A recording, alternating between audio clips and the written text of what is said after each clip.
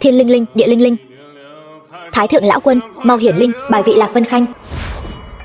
Hoàng thượng, không phải ngoài ý muốn. Vương phi bị người ta hại. Người đang nói bậy bạ gì đó. Hoàng hậu đã nói rồi, rõ ràng là ngoài ý muốn. Vương gia, Thanh Nhi nàng ta không phải là điên rồi chứ? Mau cho người đuổi nàng ta xuống đi, còn không mau lôi nàng ta đi. Dạ. Vương phi, nếu người trên trời có linh, nhất định phải quay lại báo thù. Đi.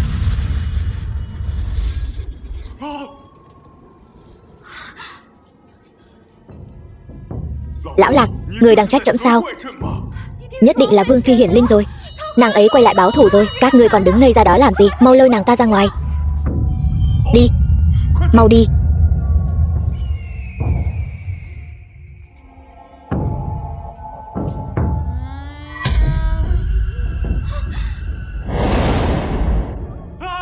Mà đó, còn để cho người ta ngủ không vậy? Lạc Vân Khanh. Vương phi, người thật sự đã quay về rồi. Thanh Nhi biết ngay mà, người nhất định sẽ quay lại. Ai? Vương phi nào? Người là ai? Tôi là Thanh Nhi đây Vương phi. Thanh Nhi là ai? Kỳ Ngạn, sao anh lại ở đây? Ma kìa, không phải ta làm. Ngươi mới là ma, cả nhà ngươi đều là ma. Vương gia, tôi sợ quá. Không sao, Yên Nhiên đừng sợ, ta ở đây. Yên Nhiên, con tiện nhân trong tiểu thuyết của Kỳ Ngạn. The film was translated and narrated by M Media. Cảnh tượng này không phải trong tiểu thuyết của Kỳ Ngạn. Nữ chính Lạc Vân Khanh dựa vào Mạnh Phượng Hoàng mà sống lại sao?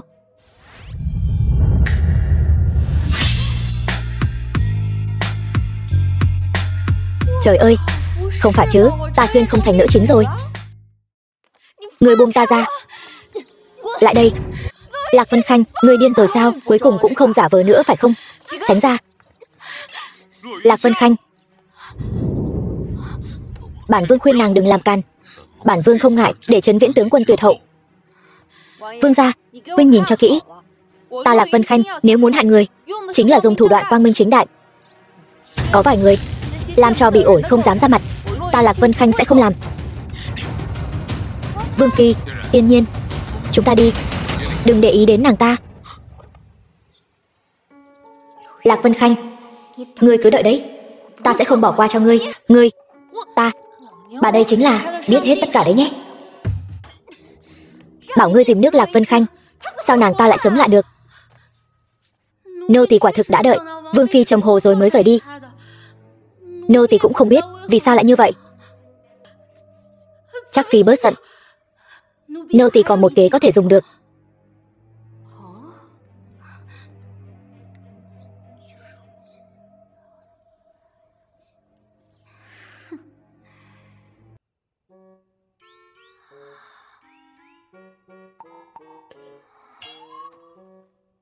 Cái này, các người chắc chắn muốn ta cứ như vậy mà tham dự quốc yến sao? Đúng vậy. Cứu mạng. Vương phi, đây đều là những thứ mà bình thường người thích nhất mà. Y phục và trang điểm, chúng tôi đều làm theo sở thích của người. Cái này, Vương phi chẳng lẽ sau khi rơi xuống nước trở nên ngốc rồi sao? Sao ngay cả điều này cũng không nhớ? Nói bậy bạ gì đó. Vương phi vốn đã không thông minh, chỉ là bây giờ càng ngốc hơn thôi. Các người lùi xuống đi. Vâng. Ta biết nữ chính thẩm mỹ rất kém, nhưng tận mắt chứng kiến thì ai mà chịu nổi chứ? May mà ta đã chuẩn bị từ trước. Thanh Nhi, mang đồ đến đây. Nhi thần tham kiến phụ hoàng. Sao chỉ có hai người các ngươi đến? Trấn Vương phi đâu? Tỷ tỷ nghe nói lần này có sứ thần nước ngoài, đặc biệt tỉ mỉ trang điểm, nói là muốn cho mọi người một bất ngờ, có lẽ đang trên đường đến. Trẫm hỏi ngươi sao? Hoàng Nhi, con đi đón Trấn Vương phi đến đây cho ta. Không cần đâu.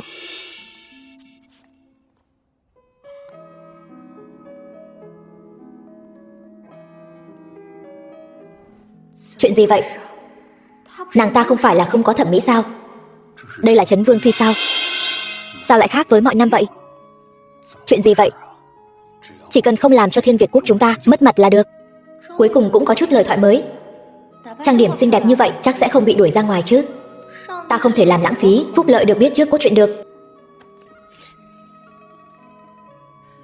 Phụ hoàng, Vân Khanh đến muộn, mong phụ hoàng thứ tội. Không cần đa lễ, đến là tốt rồi. Ngồi đi.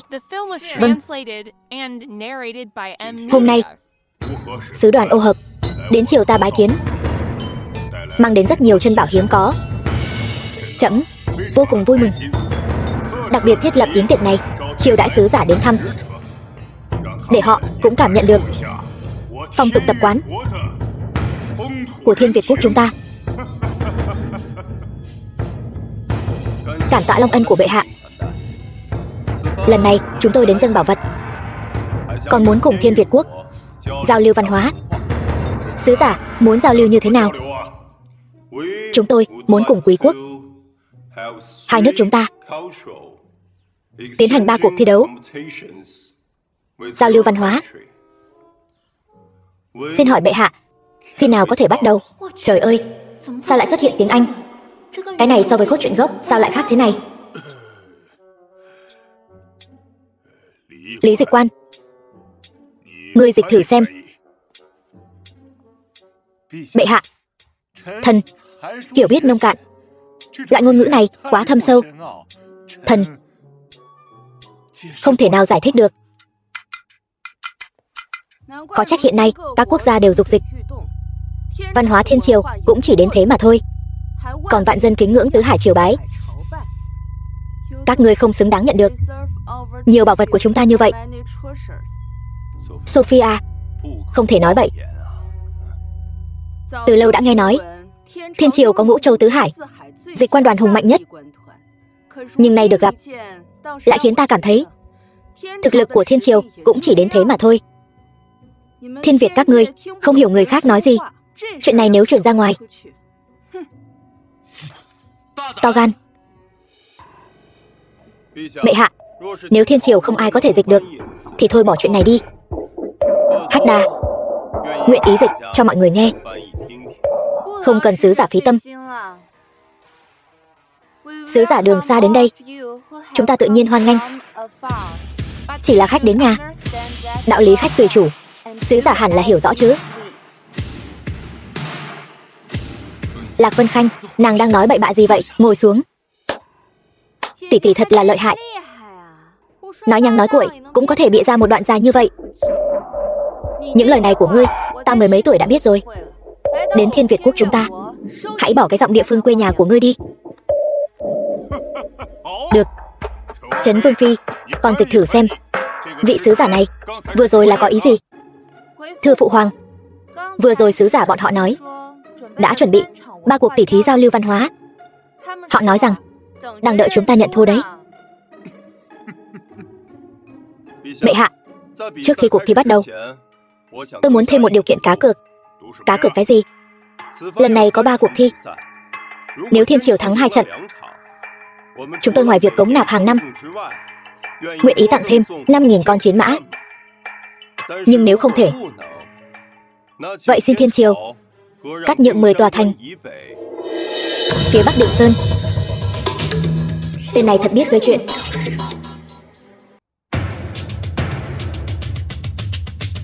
Bệ hạ, trong 10 tòa thành đó có hàng chục vạn bá tánh sinh sống, tuyệt đối không thể đem ra làm vật cá cược.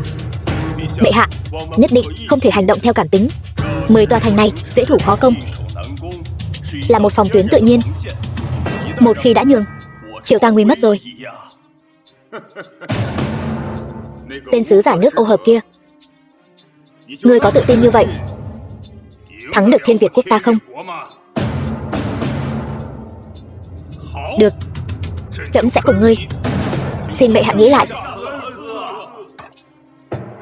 Phụ hoàng, giá trị lãnh thổ Thiên Việt quốc ta vượt xa mấy ngàn con chiến mã. Tên sứ giả nước ô hợp này rõ ràng là có ý đồ xấu. Phụ hoàng vạn lần không thể đáp ứng. Trấn Vương lo xa rồi, chúng ta chỉ là muốn cho cuộc tỉ thí thêm chút phần thưởng thôi mà. Bệ hạ, người chắc hẳn sẽ không phụ lòng ý tốt của chúng ta chứ? Sao nào? Các ngươi từng người một, còn chưa tỉ thí mà đã nhận thua rồi sao? Các ngươi thoái thác như vậy, chẳng lẽ Thiên triều không có ai dám tỉ thí sao? Hách Đà, vương gia, đừng kích động. Xin bệ hạ mau chóng quyết định. Cả sứ đoàn chúng ta đang nhìn đấy. Xin người hãy mau chóng quyết định. Bây giờ đã cưỡi hổ khó xuống rồi. Xem ra trận này nhất định phải đánh cược rồi. Được. Trên địa bàn của ta còn sợ ngươi sao? Cược. Bắt đầu thôi.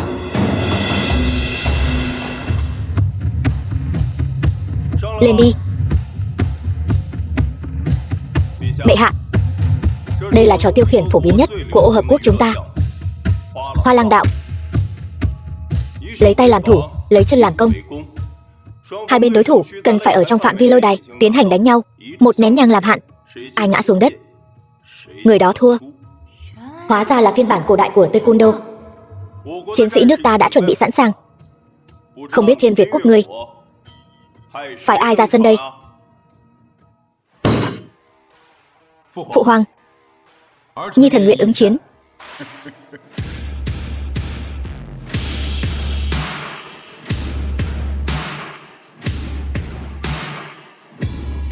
Bắt đầu.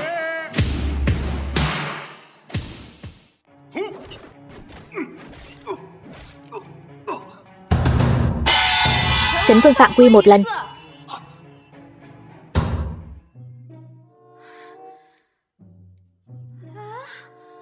Vương gia hiện giờ vẫn còn trên sàn đấu. Sao ngươi còn có tâm trạng ăn uống ở đây vậy? Bộ nhà ngươi ở chợ hay sao? Lo chuyện bao đồng. Tỷ tỷ hôm nay thật sự khác với mọi ngày. Đừng có làm thân với ta.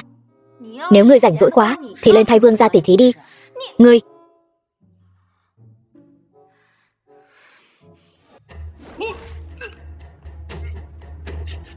Vương gia. Không được, cứ tiếp tục thế này thì ván này chắc chắn thua. Ta bây giờ và Tiêu Thừa Cẩn cùng chung vinh nhục, tuyệt đối không thể để chàng thua trận. Vương gia. Tấn công cận chiến, nhất chiêu chế thắng.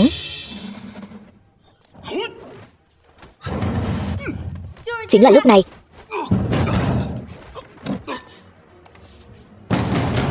3 2 1. Hết giờ. Hiệp 1, Trấn Vương thắng. Hoa Lăng đạo của Quý quốc thật sự có chút thú vị. Thật quá xuất sắc. Bệ hạ, Trấn Vương và Trấn Vương Phi tình thâm như cá với nước, phối hợp ăn ý. Ván này thua tâm phục khẩu phục. Sứ giả đại nhân nói đùa rồi. Vận may của chúng ta lần này chỉ là tốt hơn một chút xíu thôi. Lạc Vân Khanh, ngươi không xứng với mệnh phượng này. Trấn Vương Phi, ngươi thật là khiêm tốn. Ván đầu tiên, thắng bại đã định. Sứ giả Hách Đà, ô hợp quốc các ngươi lại thua Thiên Việt quốc chúng ta 2.500 con chiến mã rồi đấy.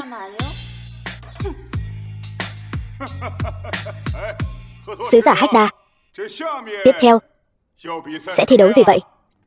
Bệ hạ, xin xem.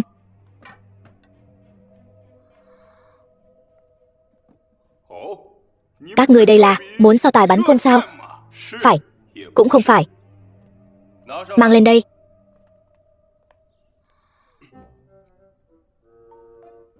Thế giới này thật là kỳ diệu. Cái gì cũng có. Đây là súng hỏa mai, tương tự như bắn cung của Quý quốc. Hướng súng hỏa mai vào hồng tâm, bắn trúng vòng nào thì là điểm đó. Ai nhiều điểm hơn sẽ thắng.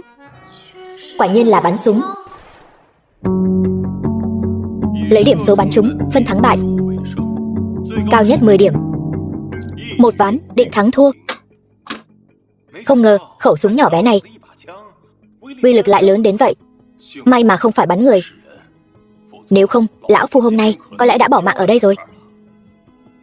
Ván này chúng ta sẽ để Sophia xuất chiến. Không biết Thiên Việt quốc phái ai ứng chiến đây? Chư vị ái khanh, các người ai sẽ ứng chiến đây? Toàn triều văn võ bá quan, từng người một như rùa rụt cổ. Xem ra Thiên Việt quốc thật sự là suy tàn rồi. Nếu không thì trực tiếp nhận thua đi. Thỉnh bệ hạ tuyên bố từ bỏ cuộc thi. Ván này chính là bên ta giành chiến thắng. Ai nói muốn nhận thua? Bản vương. Mắt huynh bị thương, không nên ứng chiến. Ván này ta thi. Được. Tỷ tỷ, cuộc thi này liên quan đến sự tồn vong của thành trì nước ta. Tỷ tỷ đừng nên liều lĩnh. Nếu như thua, tỷ tỷ chính là tội nhân thiên cổ. Được thôi, vậy muội thi đi, tới đi. Tỷ tỷ nói đùa rồi. Yên Nhiên thân là nữ nhi yếu đuối, làm sao biết mấy chuyện múa đao múa kiếm chứ? Vậy muội hãy ngậm miệng lại, để tỷ tỷ cho muội mở mang tầm mắt. Trấn Vương phi, con có nắm chắc không? Thử mới biết được. Nhưng mà ta thấy chỉ thi bắn súng quá nhàm chán. Ta muốn chơi lớn hơn. Trấn Vương phi có ý kiến gì?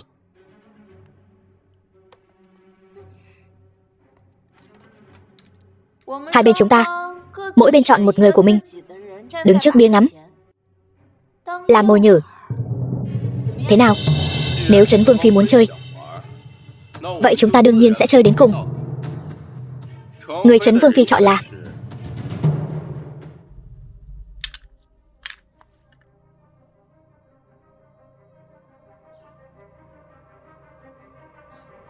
Liễu Trác Phi. Mời. Ta.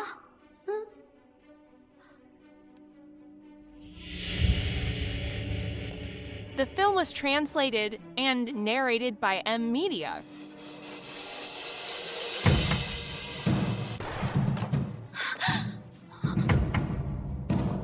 Vòng số 10. Trấn Vương phi, tới người đó.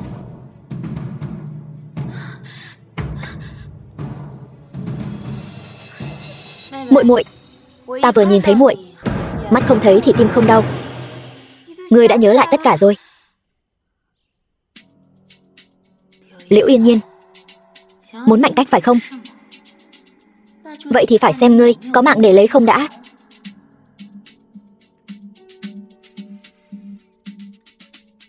Lạc Vân Khanh, ngươi muốn báo tư thù.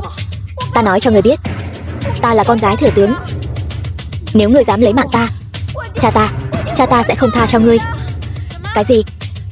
Cao hơn chút nữa. Được. Mở mắt còn khó ngắm, huống chi là bịt mắt. Không khéo lại mất mạng như chơi. Trấn Vương phi, thời gian đã trôi qua rất lâu rồi. Bắt đầu thôi. Muội muội, ta bắn đây.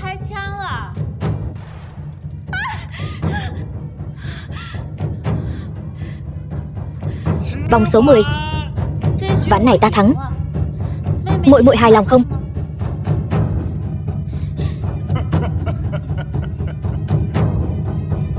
Sứ giả đại nhân, thừa nhận chứ? Hay. Trấn Vương phi, không ngờ con lại giỏi như vậy. Là con gái của đại tướng quân Trấn Viễn. Quả nhiên hổ phụ sinh hổ tử. Tạ phụ hoàng khen ngợi. Sứ giả Hách Đa, hai ván trước chúng ta đều thắng. Ván thứ ba này người còn so tài không? Không cần. Vậy 10 tòa thành ở phía Bắc Định Sơn của trẫm, trẫm còn phải cho ngươi không? Nếu đã thắng rồi, đương nhiên là không cần cho nữa. Tốt. Ta thích sứ giả Hách Đa. Cái khí phách nói được làm được này, ta rất hoan nghênh ngươi. Lần sau đến thăm, lần sau đến, nhất định đừng quên mang theo 5.000 con chiến mã đó. Nhất định.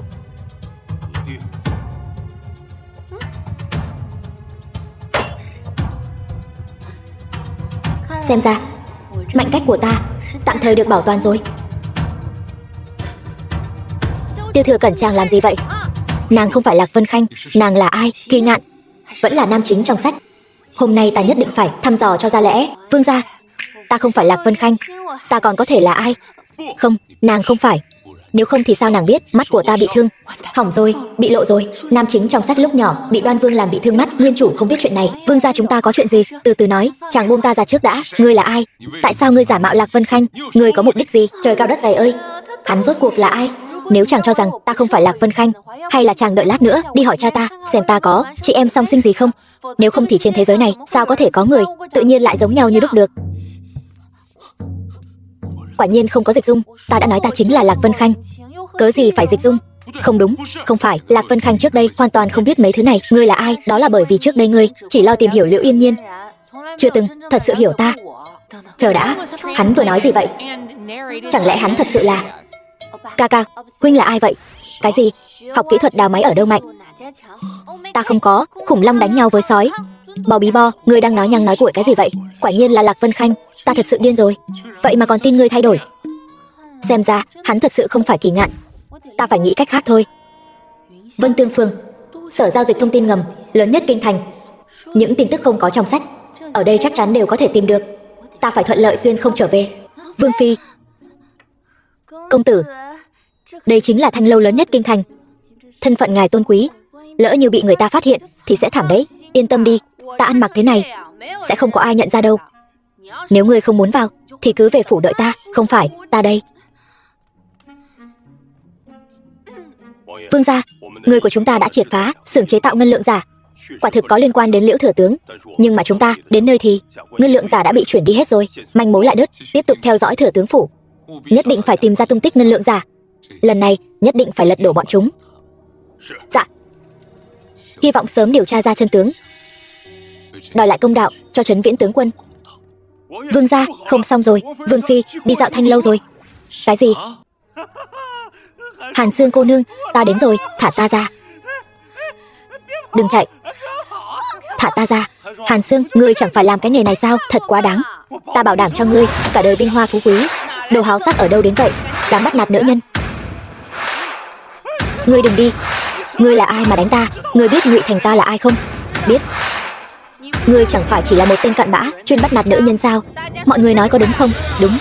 Tất cả im miệng, cút hết cho ta. Người đâu? Đánh hắn cho ta.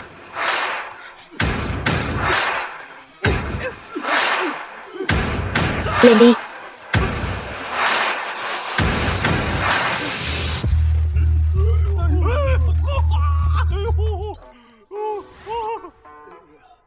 Ca, người này cũng khá thú vị. Cũng hơi thú vị. Thế nào? Còn dám bắt nạt nữ nhân nữa không? Ta không dám nữa. Ta lấy mạng ngươi. Giữa ban ngày ban mặt mà dám bắt nạt dân nữ, đúng là hành vi của một tên ác bá. Vẫn chưa chịu đi sao? Đợi ta báo quan. Đều đợi đấy cho ta. Ta tìm người. Vừa rồi đa tả công tử ra tay cứu giúp tại hạ Lạc Vân. Không biết công tử xưng hô thế nào? Tại hạ Mạc Hành. Đây là muội muội của tôi, Mạc Nhã. Lạc Vân công tử, cách ngài dạy dỗ bọn ác bá vừa rồi thật là cao minh. Cô nương quá khen. Lạc Vân Khanh.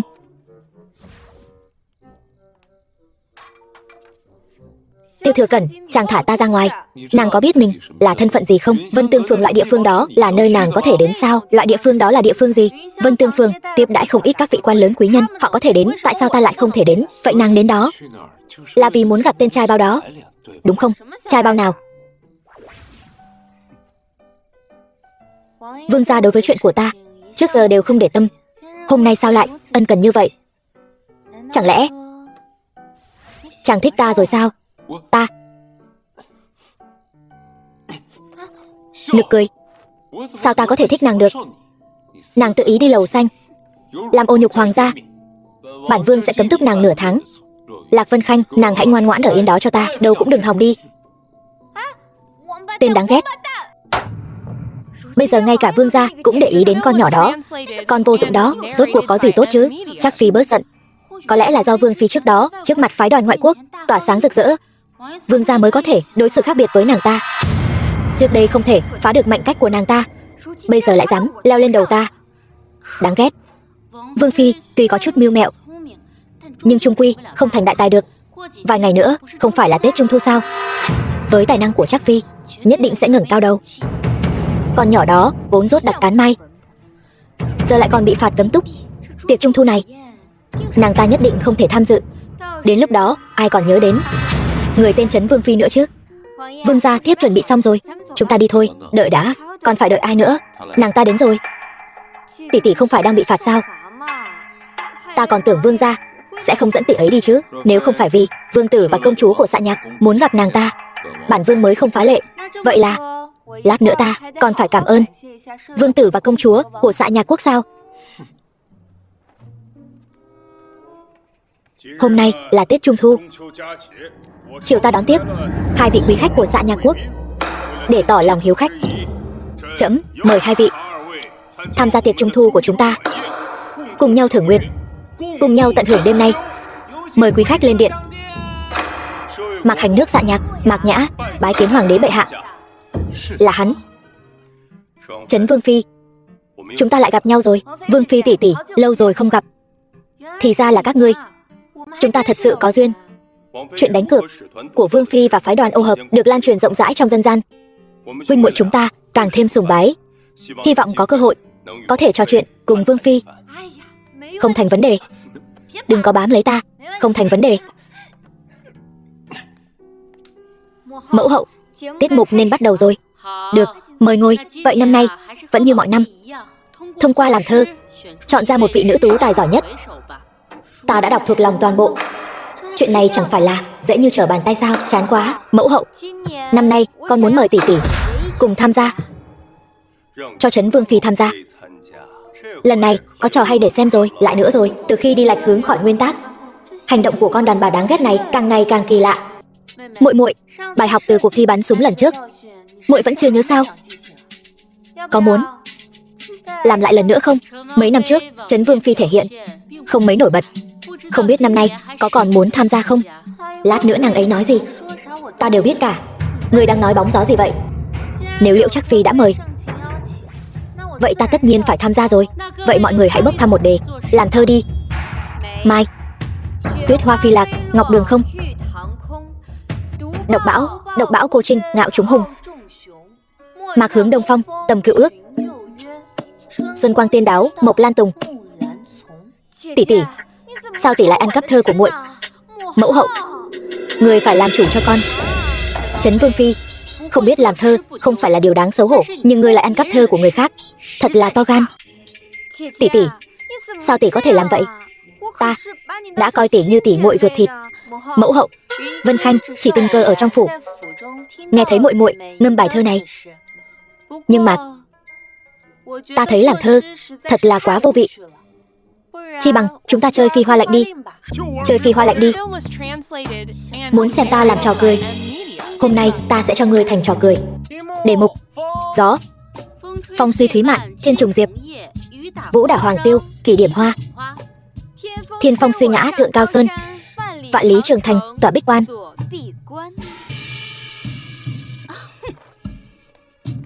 Người tiếp theo. Tỷ tỷ, thi đấu chính là thi đấu. Chốc nữa muội muội nhất định sẽ dốc hết sức. Cứ yên tâm, ta cũng sẽ không nương tay. Hôm nay là Tết Trung Thu, vậy hãy lấy trăng làm đề tài. Cứ chén mời trăng sáng, bóng cùng thành ba người. Trời cao, đêm thu vắng lặng, ánh trăng càng thêm trong xanh. Hồi nhỏ không biết trăng gọi là đĩa ngọc trắng ngần. Hay sao nàng ta bỗng nhiên lợi hại thế nhỉ? Vương Phi lúc nào lại học làm thơ rồi? Nhìn tài văn của Vương Phi không giống kẻ ngu ngốc chút nào. Ta cũng thấy lạ, sao nàng ta khác với trước kia thế nhỉ? Muội muội, đến lượt muội rồi. Ngoài trời ai thổi sáo ngang, thổi cho trăng lên cao vút. Trăng sáng cảnh lai, chim giật mình, gió mát nửa đêm ve kêu vang. Vương Phi tỷ tỷ giỏi quá. Đầu dương, ánh trăng sáng đầu dương, ngỡ là sương trên mặt đất. Biển xanh trăng sáng, châu rơi lệ. Lam điền ngày ấm, ngọc sinh khói.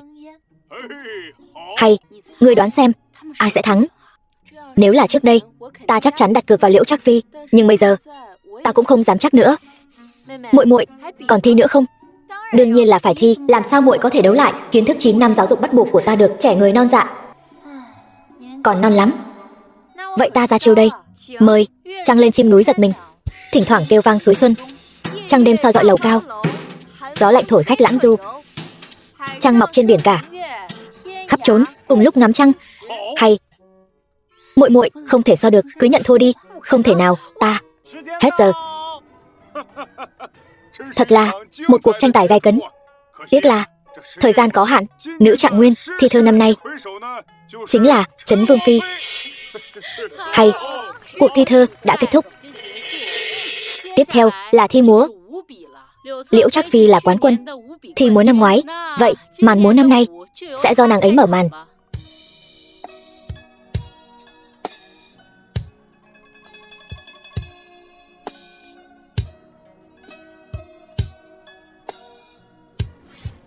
Tiêu Thừa Cẩn này thật sự là luôn giữ vững hình tượng. Rõ ràng là có mưu đồ khác, vậy mà vẫn cố gắng giả vờ ra vẻ thâm tình.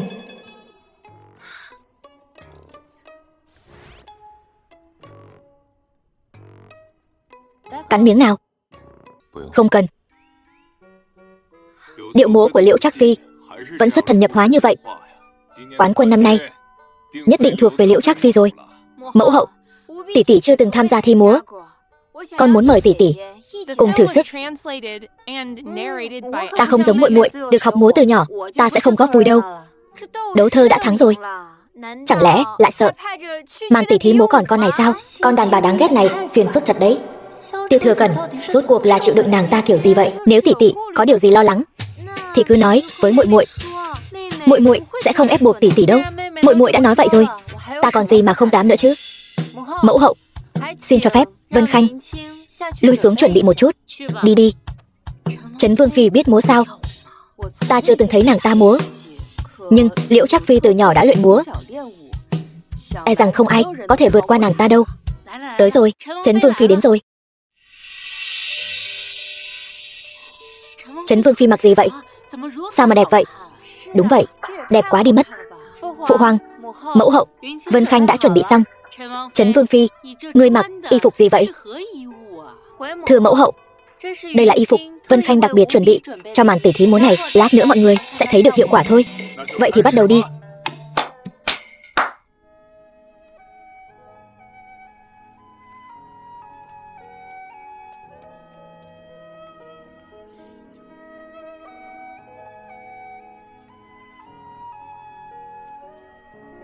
Đây là điệu múa gì vậy? Ta không biết. Có điều điệu múa này làm nổi bật lên khí chất khác biệt của Trấn Vương Phi. Nàng ta và thực khác với trước đây.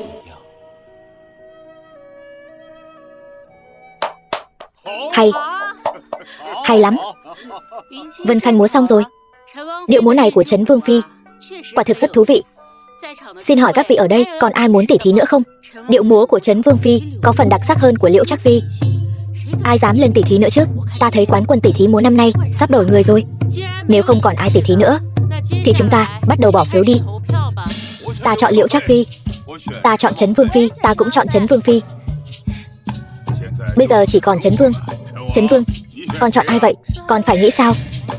Theo như thiết lập nhân vật của hắn, chắc chắn là sẽ chọn con tiện nhân kia rồi, Lạc Vân Khanh. Nàng thật sự không quan tâm đến suy nghĩ của bổn vương sao? Vương gia.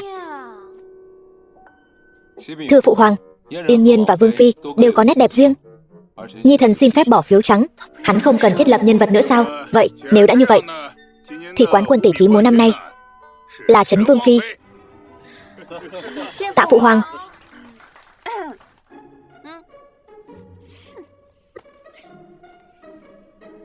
Chúc mừng tỷ tỷ, cũng nhờ muội muội bảo ta tỉ thí đấy. Ta nên cảm ơn muội muội mới phải. Lạc Vân Khanh, đừng được voi đòi tiên nữa. Vương gia đau lòng muội muội rồi. Vậy lúc nãy sao chàng không bỏ phiếu cho muội muội? Nàng. Vương gia, thôi bỏ đi. Thôi bỏ đi thôi.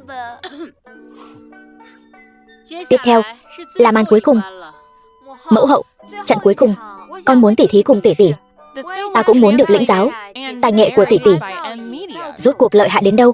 Trấn Vương Phi, ngươi có bằng lòng không? Liễu Yên Nhiên, ta vốn định tha cho ngươi một mạng. Nếu ngươi chán sống thì ta sẽ thành toàn cho ngươi. Được thôi, thi gì? Hôm nay chúng ta sẽ thi thư pháp. Chỉ phân thắng thua thì chán quá. Chúng ta chơi lớn hơn đi. Thế nào? Ngươi muốn chơi gì?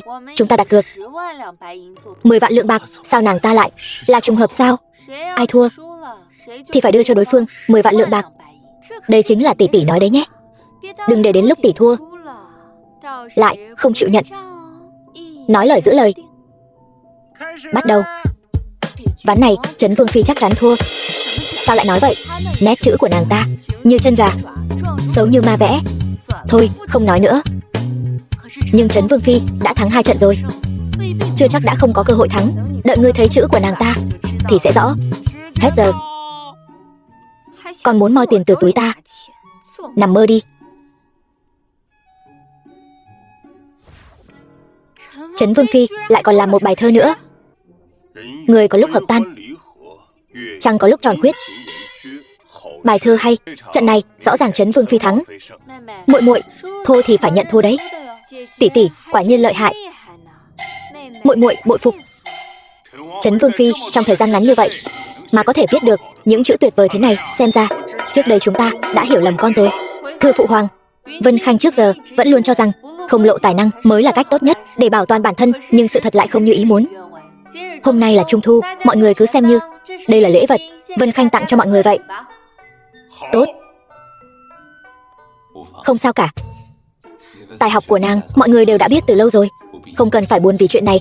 Vương gia, Trấn Vương Phi quả thật là kinh tài tuyệt diễm. Xem ra lần này ta đến đúng rồi. Bệ hạ, Mạc Mỗ lần này đến Thiên Việt Quốc còn có một việc muốn làm. Vương tử, người còn việc gì nữa? Tìm được người trong mộng và liên hôn với Thiên Việt Quốc. Vương tử đã tìm được ý trung nhân của mình chưa? Ta đã tìm được rồi. Nàng ấy đang ở ngay đây. Là ai vậy? Không biết nữa. Là cô nương. Nàng có nguyện ý cùng ta về Xạ Nhạc không? Vương tử chắc là hiểu lầm rồi. Vương tử, Trấn Vương Phi này đã thành thân rồi, ngài vẫn nên chọn người khác đi. Chỉ cần bổn vương một ngày chưa hưu thê, Lạc Vân Khanh vẫn là Trấn Vương Phi của ta. Vì vậy ta khuyên vương tử vẫn nên chọn người khác đi. Nhưng hôm nay Trấn Vương luôn banh vực Liễu Trắc Phi, chứng tỏ ngài không thích tỷ tỷ. Nếu đã như vậy, sao ngài không cho tỷ ấy được tự do? Công chúa, chuyện nhà của chúng tôi không cần công chúa phải bận tâm. Lạc tỷ tỷ, đất nước chúng tôi sùng bái chế độ một vợ một chồng. Nếu tỷ gả đến đất nước chúng tôi thì không cần phải chung chồng với người khác nữa. Hơn nữa hoàng huynh của tôi cũng sẽ đối xử rất tốt với tỷ. Một vợ một chồng. Phải đó Lạc tỷ tỷ, tỷ hãy suy nghĩ nhé. Thế giới này thật kỳ diệu. Vậy mà lại có quốc gia có chế độ giống như thời hiện đại.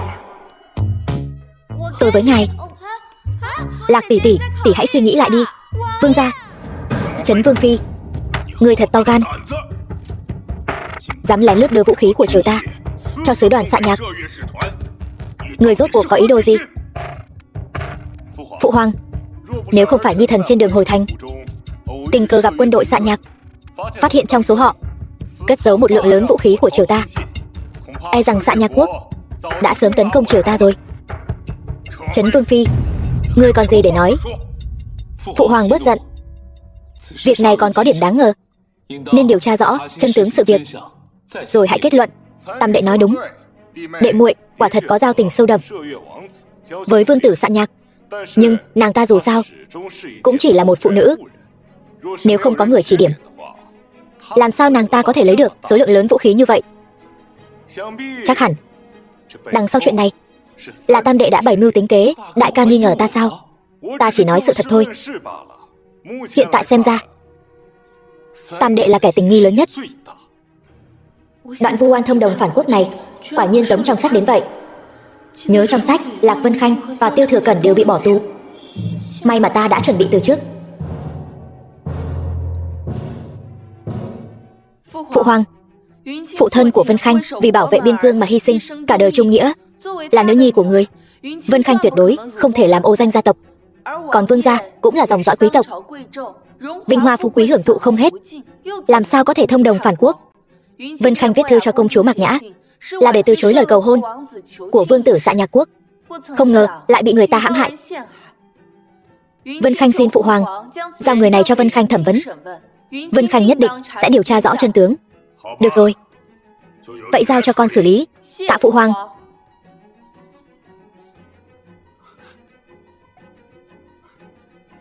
The film was translated and narrated by M Media.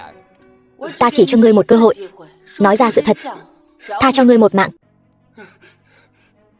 Vừa rồi, bột phấn vừa rồi là gì? Ngươi có thấy ngứa ngáy khắp người không? Ngứa đến mức muốn lột da ra không? Chỉ cần ngươi nói ra sự thật, ta sẽ cho ngươi thuốc giải. Bột này là ta tự sáng chế ra. Trên đời trừ ta ra, không còn ai có thể điều chế thuốc giải. Nếu ngươi không muốn, vậy ta đổ đi. Ta nói là có người bảo ta hãm hại Trấn Vương Phi. Hắn đưa cho ta một bức thư, bảo ta chuyển cho Đoan Vương, nói rằng Trấn Vương Phi có ý đồ phản quốc. Ngươi có biết là ai không? Không biết. Hắn luôn bịt mặt. Tiểu nhân căn bản không nhìn thấy mặt hắn. Phụ hoàng, hiện tại hiểm nghi của Nhi thần và Vương gia coi như đã được rửa sạch. Đủ rồi. Chuyện này đến đây là thôi. Đừng nhắc lại nữa. Dạ, vâng phụ hoàng.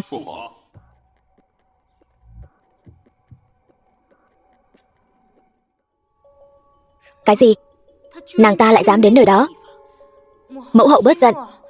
Tỷ tỷ là con gái nhà tướng, vốn không câu nệ tiểu tiết.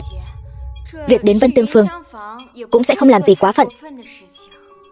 Thân phận nàng ta bây giờ tôn quý như vậy, sao có thể lui tới nơi đó? Nàng ta đặt thể diện hoàng gia chúng ta ở đâu? Người đâu? Gọi Trấn Vương Phi đến cho ta. Mẫu hậu quỳ xuống. Sao hả? Hôm trước mới nổi bật, giờ đã không coi bổn cung ra gì sao? Vân Khanh không dám. Vân Khanh là người hoàng thất, những việc làm đều là vì hoàng thất mà thôi. Ngươi còn biết ngươi là người hoàng thất sao? Thường xuyên ra vào Vân Tương Phường, khiến hoàng gia mất mặt. Ngươi đáng tội gì? Vân Khanh biết tội, xin mẫu hậu trách phạt. Vậy thì ra ngoài quỳ đủ 3 canh giờ, tự kiểm điểm lại mình. Khoan đã. Mẫu hậu, việc Vương Phi đến Vân Tương Phường là ý của Nhi thần. Người muốn trách thì trách Nhi thần. Là ý của con. Phải. Nhi thần gần đây đang điều tra một vụ tham ô. Những kẻ liên quan thường xuyên ra vào Vân Tương Phường. Nhi thần nghĩ nếu Nhi thần tự mình điều tra sẽ đánh rắn động cỏ, nên mới để Vương Phi đi. Vụ tham ô, Liễu Trác Phi, ngươi không phải nói. Mẫu hậu thứ tội. Yên Nhiên chỉ nghe như sương nhắc đến chuyện này, sợ làm hỏng danh tiếng hoàng thất, nên mới đến nói với mẫu hậu. Hoàng hậu nương nương, đều tại nô tỳ không điều tra rõ ràng, đã nói với Trác Phi. Người muốn phạt thì phạt nô tỳ đi. Thôi, nếu là hiểu lầm, bản cung cũng không truy cứu nữa. Các ngươi lui xuống đi. Tạ mẫu hậu.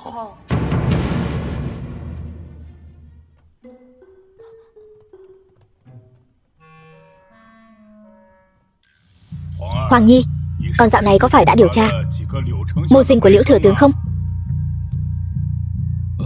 Thưa phụ hoàng, Nhi thần dạo này quả thực đang điều tra vụ tham ô.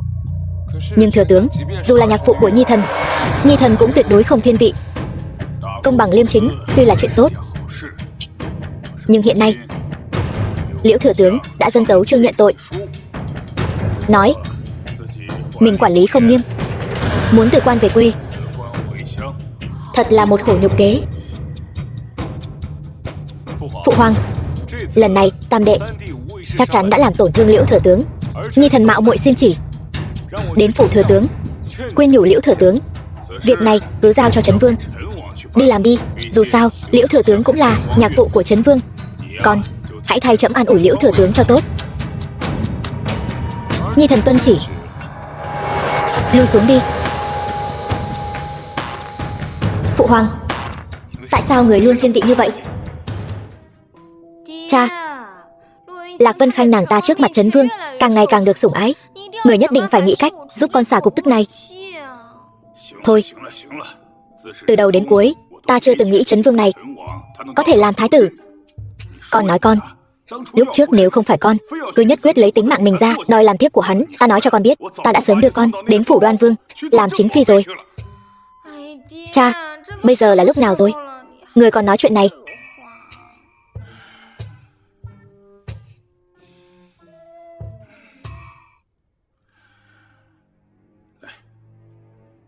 Con nói xem, chính là cô là trắc phi của Tam đệ, sao lại nghĩ đến việc hợp tác với ta? Chim khôn chọn cây mà đậu, bầy tôi chọn chủ mà đợi. Vương gia, người chinh chiến xa trường, bảo vệ quốc gia, trong lòng phụ thân và Yên Nhiên, người mới là chữ quân duy nhất. Có phải Liễu tướng sai cô đến không? Dù có phải hay không, đối với vương gia đều là chuyện tốt, có phải không? Bản vương quanh năm chinh chiến bên ngoài, phụ hoàng căn bản không thấy được tài năng trị quốc của ta. Vương gia yên tâm, cơ hội sẽ nhanh chóng đến thôi. Hôm nay gọi các con đến đây là có một việc muốn giao cho các con xử lý, kính xin phụ hoàng chỉ rõ. Gần đây trong cung đang điều tra vụ tham ô, còn thượng y cục có một đống quần áo cũ, chậm nghĩ lãng phí cũng tiếc, hay là hai người mỗi người lấy một nửa, sau khi bán hết toàn bộ số bạc thu được nộp vào quốc khố, cũng coi như là làm phúc cho bá tánh. Chẳng lẽ đây chính là cơ hội mà Liễu Yên Nhiên nói? Phụ hoàng yên tâm, nhi thần nhất định hoàn thành nhiệm vụ. Nhi thần tuân chỉ. Làm gì thế này? Ngươi không biết sao, Trấn Vương phủ muốn tổ chức buổi trình diễn thời trang, nghe nói Trấn Vương phi cũng sẽ đến. Lần trước nàng ta đại thắng sứ đoàn ô hợp, rất nhiều người muốn gặp nàng. Chư vị, hôm nay Trấn Vương phủ chúng ta tổ chức buổi trình diễn thời trang, cảm tạ chư vị phụ lão hương thân đã đến ủng hộ. Những lời thừa ta không nói nhiều nữa, hy vọng mọi người xem vui vẻ. Đương nhiên, tất cả y phục trên người mẫu tiệm chúng ta đều có hàng tương tự. Nếu mọi người thích, có thể đến chỗ thị nữ của ta, Thanh Nhi, đăng ký mua. Tiếp theo, xin mời người mẫu đầu tiên lên sàn.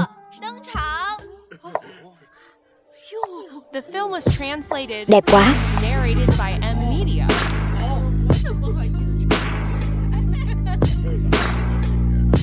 Bộ đầu tiên, Băng Tâm Ngọc Hồ. Người mẫu này là ai vậy? Đẹp quá. Đây là Hàn Sương cô nương của Vân Tương Phường. Ngày thường muốn gặp một lần cũng khó, không ngờ Trấn Vương phi lại có thể mời nàng đến làm người mẫu. Bộ y phục này đẹp quá, ta muốn mua. Ta cũng muốn. Được rồi. Tiếp theo, xin mời bộ thứ hai lên sàn. Cái này đẹp quá. Phải đó, đây chẳng phải là Minh Yên cô nương sao? Ngày thường trông nàng ta yếu đuối thế mà, không ngờ mặc bộ y phục này vào, khí thế lại mạnh mẽ như vậy. Bộ y phục này không có một chút hoa văn nào, vải vóc trông cũng trơn bóng mềm mại, vậy mà lại toát ra một khí thế cường giả, thật là kỳ diệu. Minh Yên cô nương vốn yếu đuối cũng có thể mặc được, ta mặc bộ y phục này chắc chắn cũng không tệ, ta cũng nghĩ vậy. Bộ thứ ba, Bồ đề ánh liễu. Cái này đẹp. Phải đó, cái này đẹp. Nhàn vân dã hạc. Đẹp. Đẹp quá. Tiếp theo, chúng ta hãy mời người mẫu cuối cùng xuất hiện. Thiên thần pháp thuật. Đẹp.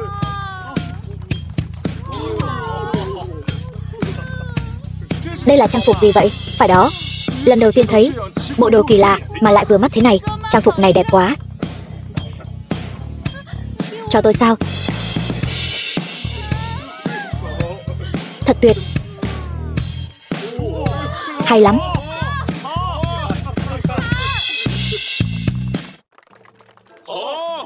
Ta sống từng này tuổi, còn chưa từng thấy chuyện thần kỳ đến vậy. Ta nhất định phải mua một bộ về nghiên cứu. Được, tôi cũng mua. Đi thôi. Đừng vội, tìm ta đăng ký nào. Tôi cũng muốn, đừng chen lấn. Đi vào trong.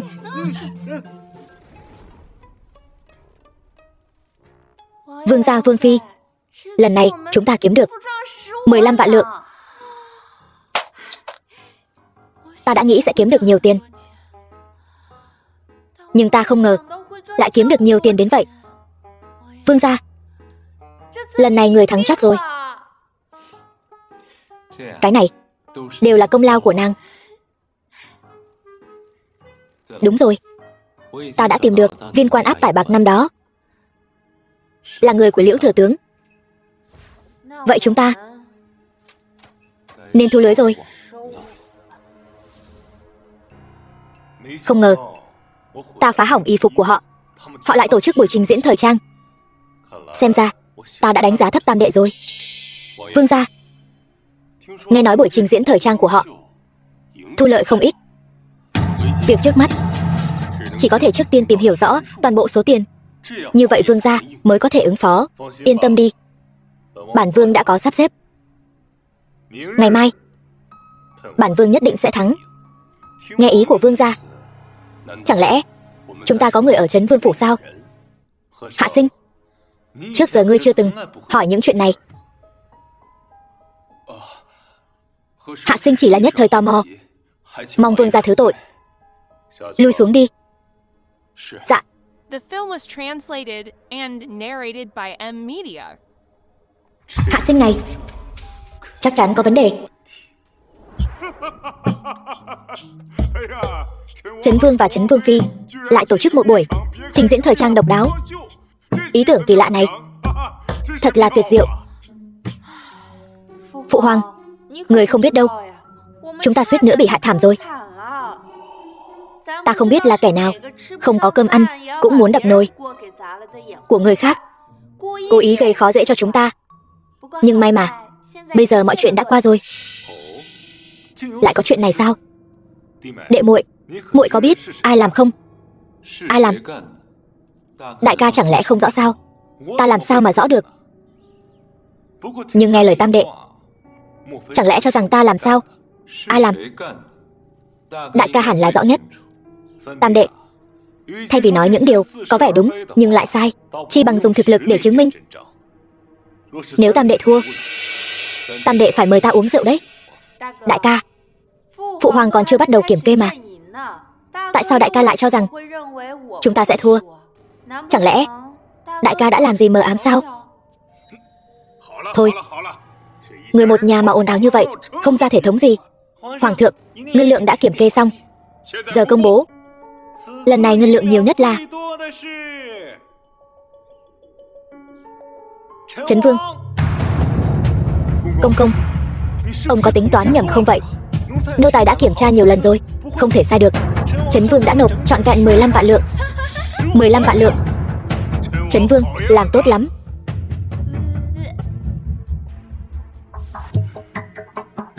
Ngươi nói có lý. Nhưng Lạc Vân Khanh hiện giờ đang nổi tiếng, hành động thiếu suy nghĩ, e là khó mà êm xuôi. Nếu lúc trước nàng ta đã nổi tiếng như vậy, thì lần này chúng ta sẽ khiến nàng ta mất mặt trước bá quan văn võ, thân bại danh liệt. Ý ngươi là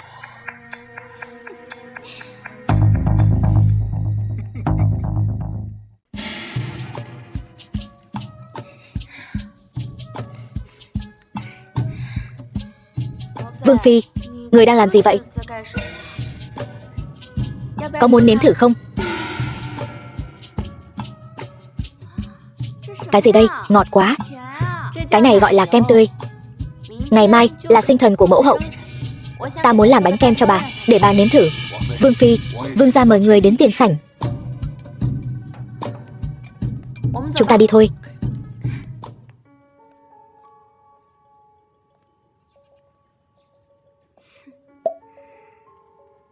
Lạc Vân Khanh, ta xem lần này ngươi còn trốn đi đâu được nữa.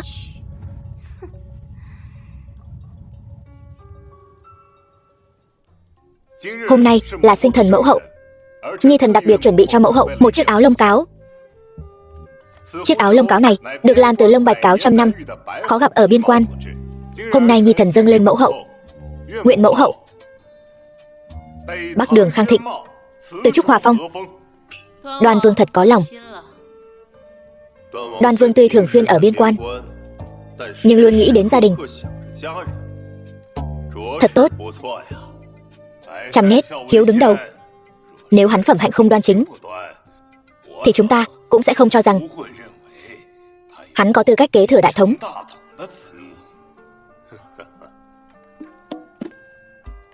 Hoàng hậu, nhi thần và Yên Nhiên kính dâng hoàng hậu bức tranh Phúc Lộc Thọ, chúc hoàng hậu phúc như Đông Hải, thọ tỷ Nam Sơn.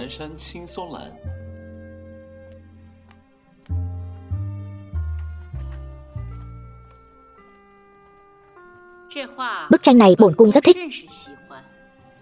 Nhưng mà sao lại lấy danh nghĩa hai con mà tặng? Chẳng lẽ Trấn Vương Phi có dự tính khác? Thưa mẫu hậu, Vân Khanh quả thật có một đại lễ muốn dâng tặng mẫu hậu. Mang lên. Đây là vật gì? Sao còn đốt nến nữa? Chưa từng thấy bao giờ. Hình thù kỳ lạ quá.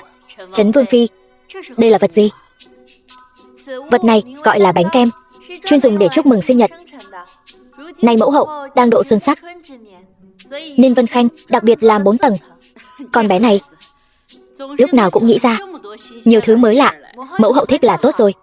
Mẫu hậu, Vân Khanh còn một thỉnh cầu, muốn mời mẫu hậu bước đến trước bánh kem. Được. Trấn Vương Phi định làm gì đây? Có chuyện gì sao?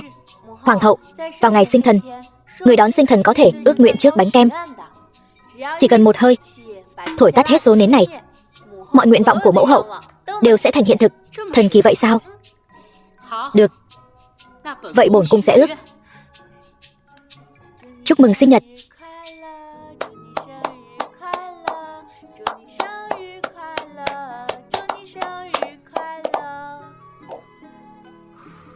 Mẫu hậu, sinh thần vui vẻ. Lạc Vân Khanh, ngươi cứ cười đi, nếu không phải đợi đến kiếp sau đấy. Bánh kem này to như vậy, bổn cung một mình ăn không hết. Hay là thế này, lạnh người mang đến Ngự Thiện phòng, cắt thành miếng nhỏ để mọi người cùng thưởng thức. Mẫu hậu, hay là để con đi, con sợ bọn hạ nhân không biết cắt lại làm hỏng mất. Vậy cũng được, con đi đi. Đi chuẩn bị đi. Dạ. Phụ hoàng, mẫu hậu, hai người nếm thử xem. Đại ca, thứ này ở biên quan không có đâu, huynh nhất định phải nếm thử.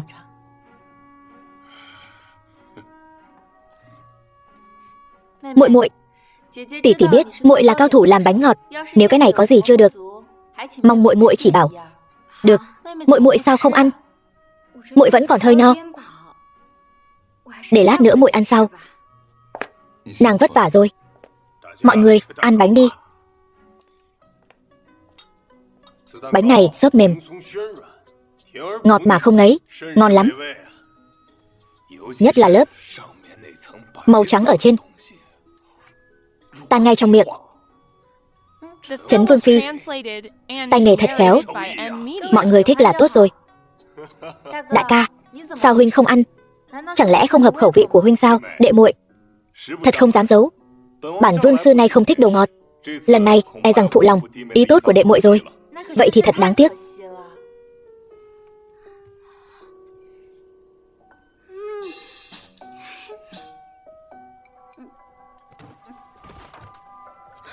Như Sương, muội sao vậy Như Sương?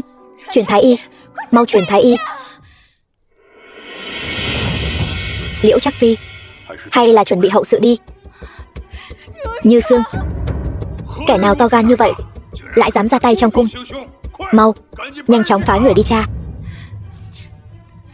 Ngươi dựa vào cái gì nói bánh của ta có vấn đề? Mọi người ở đây đều đã ăn bánh, sao họ không sao?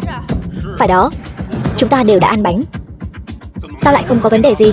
Có lẽ là họ ăn ít, độc tính vẫn chưa phát tác. Như Sương ngày thường thích ăn đồ ngọt, cho nên mới tham ăn vài miếng, không ngờ lại tự mình đứt đường sống. Phụ hoàng, hung thủ ngay tại hiện trường, xin người làm chủ cho Như Sương. Hoàng thượng, cái bánh này là làm cho hoàng hậu nương nương.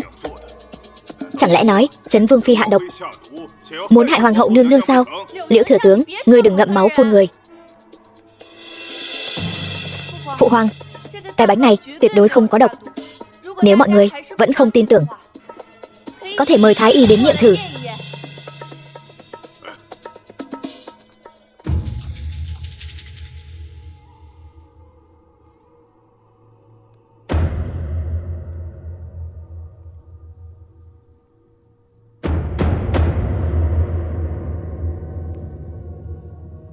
Hoàng thượng, tất cả bánh ngọt chỉ có Đoan Vương và Liễu Trác Phi là có độc, còn lại đều không có độc.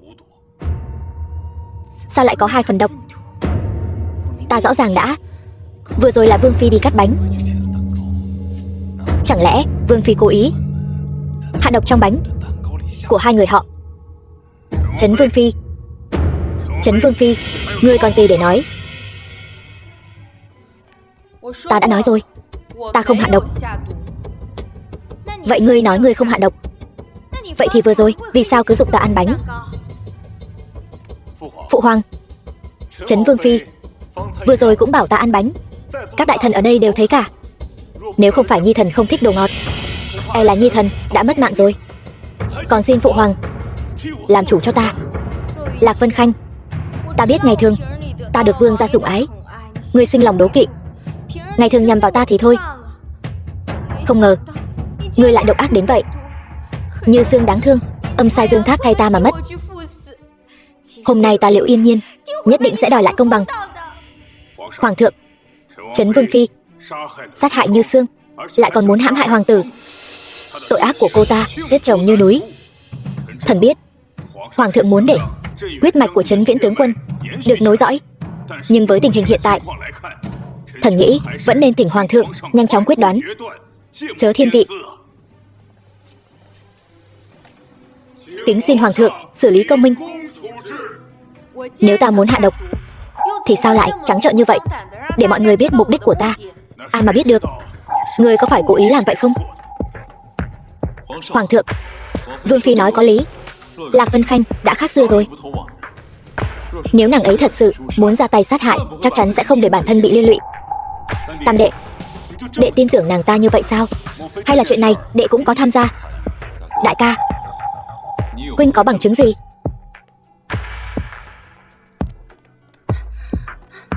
The film was translated and narrated by M Media. Đại ca, huynh thật sự là chuyện gì cũng có thể lôi vương ra vào. Nhưng lần này hình như huynh thật sự hiểu lầm chúng ta rồi, bởi vì miếng bánh của huynh căn bản không có độc. Lạc Vân Khanh, nàng đừng làm loạn. Ta đã nói rồi, không có độc. Trấn Vương Phi, rốt cuộc là chuyện gì vậy? Đưa ta kim châm.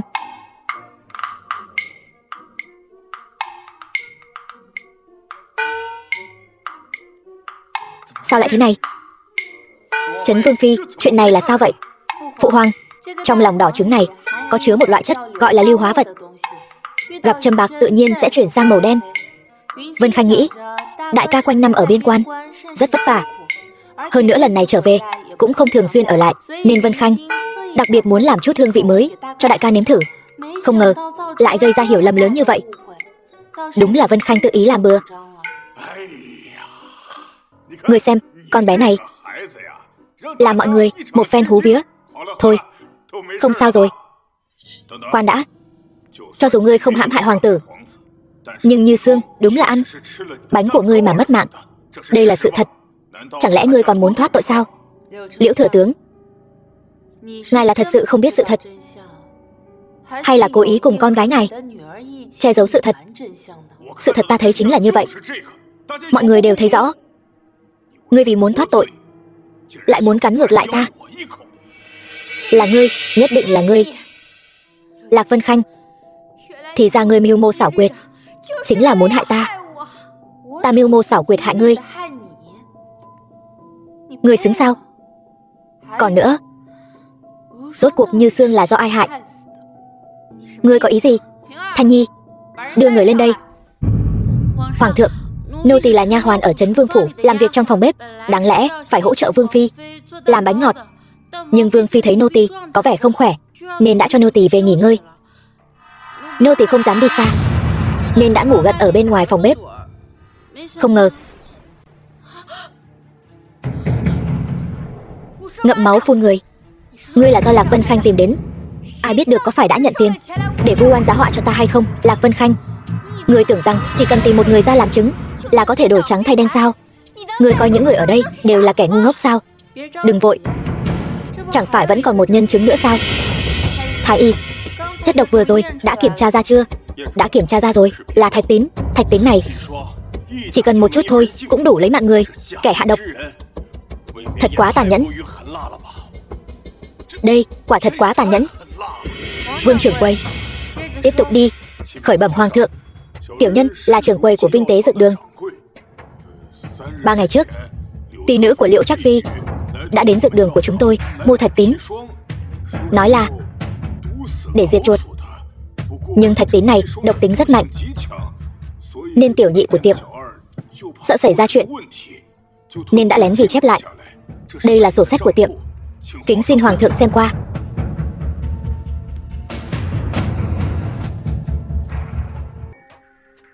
Liễu Trác Phi, ngươi làm chuyện tốt lắm. Sao vậy, không còn lời nào để chối cãi nữa sao? Vậy là ngươi đã sớm phát hiện ra rồi. Tất cả những chuyện này hôm nay đều là để dẫn ta vào chồng. Đúng vậy. Nếu muốn trách thì hãy trách. Ngươi lần này quá phận. Ngươi muốn hại ta, vậy mà lại dám mưu hại đến cả mẫu hậu Lạc Vân Khanh. Tất cả đều là tại ngươi. Tất cả đều là do ngươi hại. Nếu không phải tại ngươi, ta làm sao lại ra nông nỗi này? Chính là ngươi đã cướp đi tất cả những gì đáng lẽ thuộc về ta, thuộc về ngươi. Ngươi có được tất cả những thứ này bằng cách nào trong lòng ngươi không rõ sao? Vì muốn cướp mệnh cách của ta mà ngươi đã hãm hại ta như thế nào? Ngươi muốn ta kể từng chuyện một cho ngươi nghe sao? Ngươi đã biết hết rồi sao? Những gì ta biết còn nhiều hơn thế này nữa.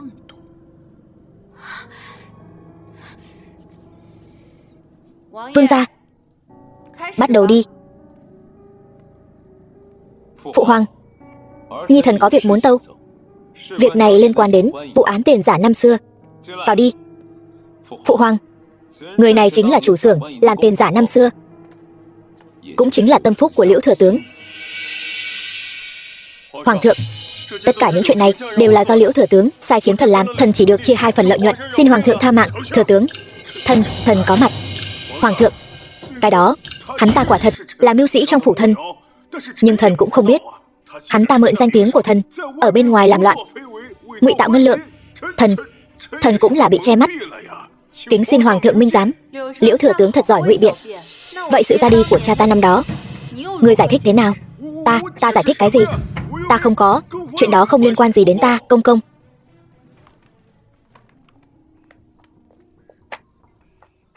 Mang người vào.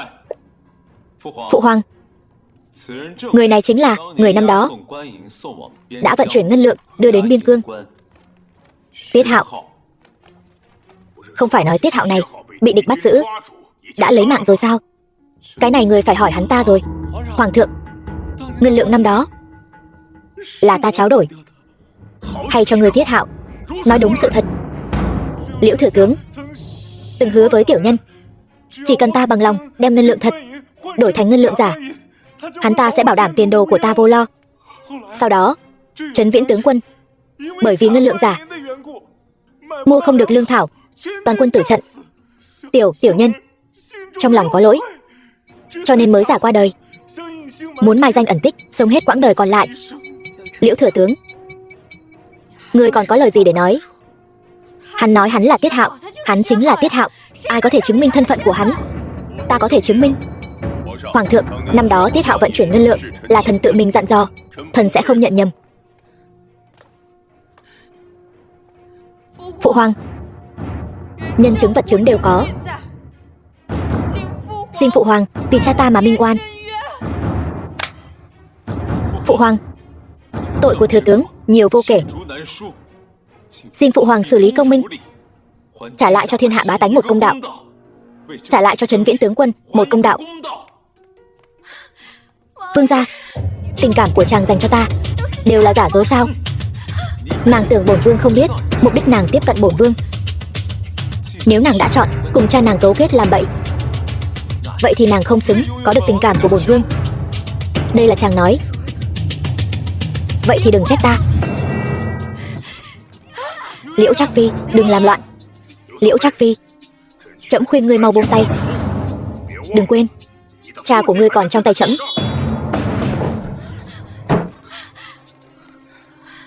Nàng không sao chứ? Chàng quả nhiên vẫn chọn nàng ta. Hay cho ngươi Liễu thừa tướng lại dám ngụy tạo ngân lượng vì mưu cầu tư lợi. Ngươi trì hoãn quân tình, khiến triều ta tổn thất rất nhiều đại tướng. Ngươi tội đáng xử trảm. Còn về nữ nhi của ngươi Liễu Yên Nhiên, mưu hại tính mạng người khác, vu oan người khác, tội đáng xử trảm. Truyền lại xuống, tịch biên gia sản nhà họ Liễu. 3 ngày sau, xử trảm ở Ngọ Môn. Hoàng thượng tha mạng. Áp giải xuống. Hoàng thượng tha mạng. Hoàng thượng, hôm nay đã làm phiền hứng thú của mọi người. Yến tiệc hôm nay đến đây là kết thúc. Mọi người cũng về nghỉ ngơi sớm đi. Đúng rồi, Đoan Vương và Trấn Vương, ngày mai các con vào cung một chuyến. Trẫm có việc muốn giao phó cho các con.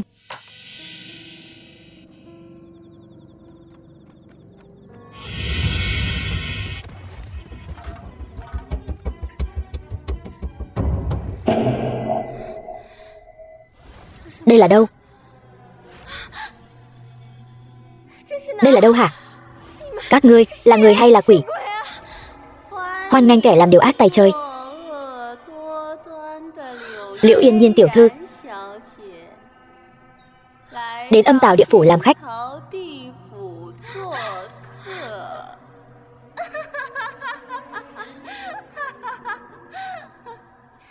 Địa phủ?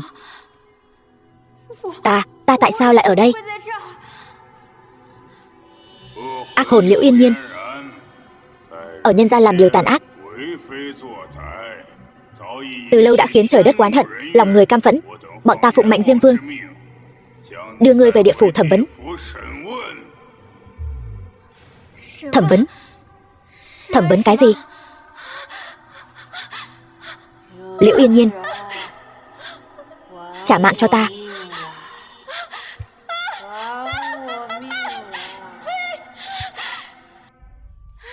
Trả mạng cho ta. Các ngươi đừng tới đây. Đừng tới đây. Ngươi là ai? Tại sao ngươi lại ở đây? Ngươi là ai? Ta và ngươi không thù không oán. Tại sao ngươi lại tìm ta? Ngươi không nhớ ta là ai sao? Là ngươi sai người bỏ độc vào ly sữa chua trái cây ta uống. Sữa chua trái cây? Ngươi đã quên rồi sao? Sữa chua trái cây? Sữa chua trái cây gì? Ngươi đang nói bậy bạ gì vậy? Ngươi đừng ngậm máu phun người. Quỷ ở địa phủ là không có bí mật đâu. Ta còn biết ngươi đã lấy mạng tổng cộng 5 mạng người. Ngươi ngậm máu phun người. Ta không có. Thăng Đường, tội đồ Liễu Yên Nhiên,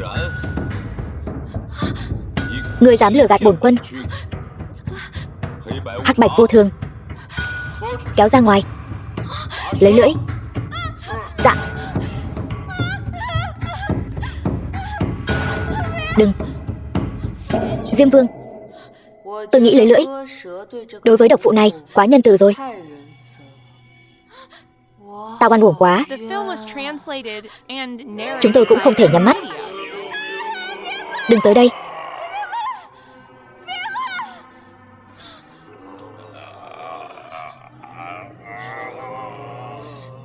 Là ngươi, Liễu Yên Nhiên. Ngươi thật độc ác. Nói sau khi việc thành sẽ cho ta một khoản tiền. Không ngờ ngươi lại diệt khẩu. Trả mạng cho ta.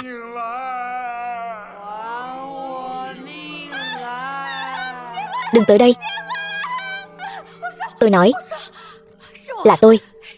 là tôi mua chuộc Tào Tiểu Nhị, bảo hắn bỏ độc vào ly sữa chua trái cây của Ức Điểm Băng Thành. Là tôi. Chúng tôi với ngươi không thù không oán. Tại sao ngươi lại làm như vậy? Tôi không muốn hại các ngươi. Tôi muốn hại Lạc Vân Khanh. Tôi muốn cho nàng ta thân bại danh liệt, vĩnh viễn không thể ngóc đầu lên được. Tôi xin các ngươi. Tôi xin các ngươi đấy. Các ngươi hãy cầu xin Diêm Vương. Sau này tôi sẽ đốt nhiều tiền giấy cho các ngươi. Thật đó, ta sẽ đốt cho các ngươi rất nhiều tiền giấy. Ta van xin các ngươi.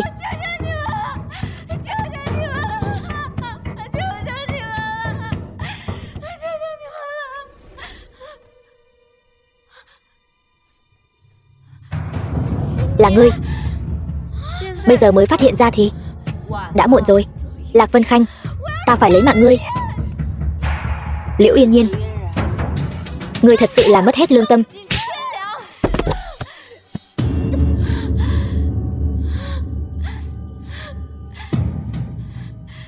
Lạc Vân Khanh, sẽ có một ngày ta nhất định sẽ đòi lại tất cả. Còn phải xem ngươi có mạng để hưởng hay không đã.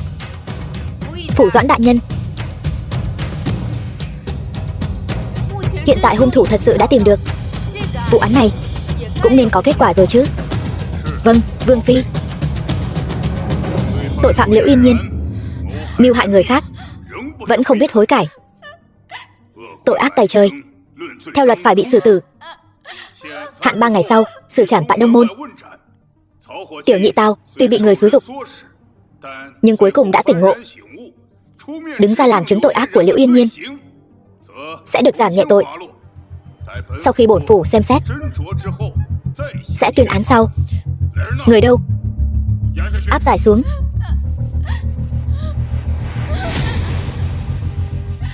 Vương gia, các cửa tiệm của hai nhà các ngươi kinh doanh rất tốt, trẫm vẫn luôn theo dõi. Ngươi đuổi thì ta chạy, quả thực đã khơi dậy hứng thú giao dịch của bá tánh. Trẫm hy vọng huynh đệ các ngươi đồng lòng giữ gìn Giang Sơn của chúng ta. Hoàng thượng, số ngân lượng hai vị vương gia kiếm được đều đã kiểm kê xong. Lần kinh doanh cửa tiệm này rất tốt, nhưng Giang Nam Hoài huyện lại xuất hiện thiên tai, lũ lụt vừa mới rút, đang rất cần lương thực cứu trợ. Ta tuyên bố để Trấn Vương đi cứu trợ thiên tai. Đoan Vương, ngươi hỗ trợ Trấn Vương áp tải lương thực cứu trợ. Nhi thần lĩnh chỉ.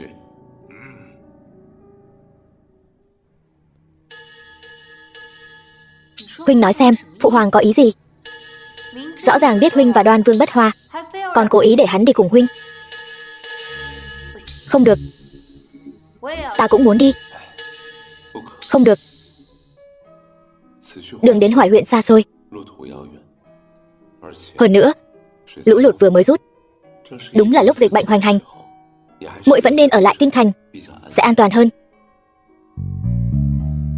Vương gia, ta biết chàng lo lắng cho sự an nguy của ta, nhưng Đoan Vương hắn không dễ đối phó. Ta không yên tâm. Nhưng mà vương gia, ta đã quyết rồi, chàng đừng khuyên ta nữa.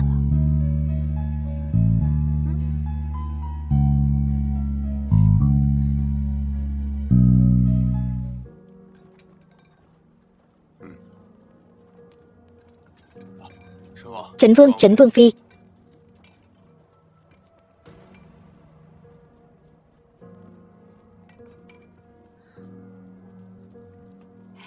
Cảm ơn Vương Phi.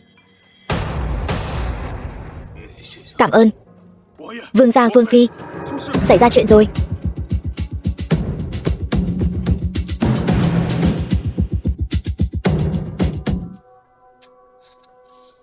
Tất cả lương thực đều như vậy sao? Trừ vài bao đầu là lương thực, còn lại đều như vậy.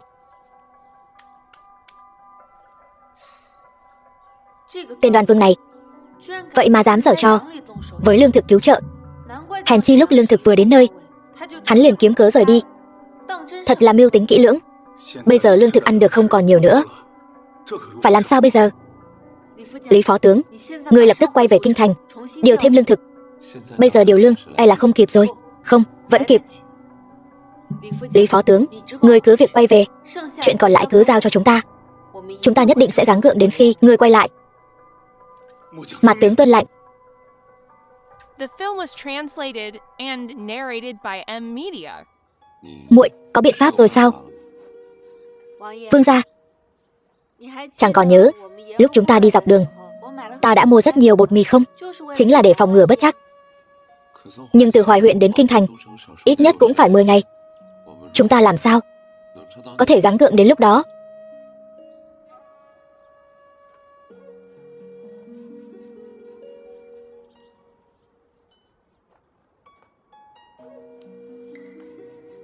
Chúng ta có nó mà.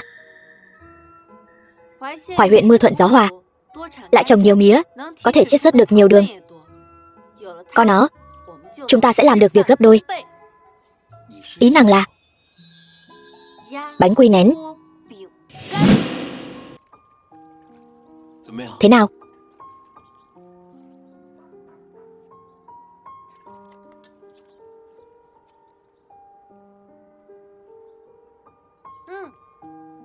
Rất thành công. Chúng ta chỉ cần đợi thêm 2 ngày nữa, bánh quy nén đã thành hình. Hay lắm. Bẩm vương gia, không ổn rồi, dân chúng trong thành lại náo loạn. Bây giờ đã sắp đến cổng dịch quán rồi. Cái gì? Giao lương thực ra. Giao lương thực ra. Giao lương thực ra. Lũ quan tham, giao lương thực ra, giao lương thực ra. Đừng tưởng dùng vũ lực đàn áp chúng tôi là có thể khiến chúng tôi im miệng. Đúng, một ngày các ngươi không giao lương thực, chúng tôi sẽ không đi. Giao lương thực ra. Đúng, không đi. Giao lương thực ra. Mọi người bình tĩnh lại. Giao lương thực ra. Ta biết 2 ngày nay lương thực cứu trợ đã xảy ra một số vấn đề. Chúng ta đang tìm cách khắc phục. Xin mọi người hãy cho ta thêm chút thời gian. Nhất định sẽ không để mọi người bị đói. Quan lại ăn nói 2 lời. Ai biết các ngươi có tư túi tư lợi hay không? Hôm nay chúng tôi nhất định phải thấy lương thực. Nếu không thấy, chúng tôi sẽ phá hủy dịch quán. Phá hủy dịch quán. Tất cả lui xuống, phá hủy dịch quán. Ta hiểu tâm trạng của mọi người, nhưng những ngày qua chúng ta đã chia hết lương thực của mình cho mọi người rồi. Mong mọi người cho chúng ta thêm 2 ngày nữa. Ta lấy danh nghĩa Trấn Vương đảm bảo, chỉ cần đợi thêm 2 ngày, mọi vấn đề của mọi người đều sẽ được giải quyết. Phải đó, những ngày qua chúng ta ăn đều là lương thực của họ. Hay là chúng ta tin tưởng họ thêm lần nữa đi. Ta đồng ý. Tôi cũng đồng ý. Đi thôi. Thôi, chúng ta về thôi.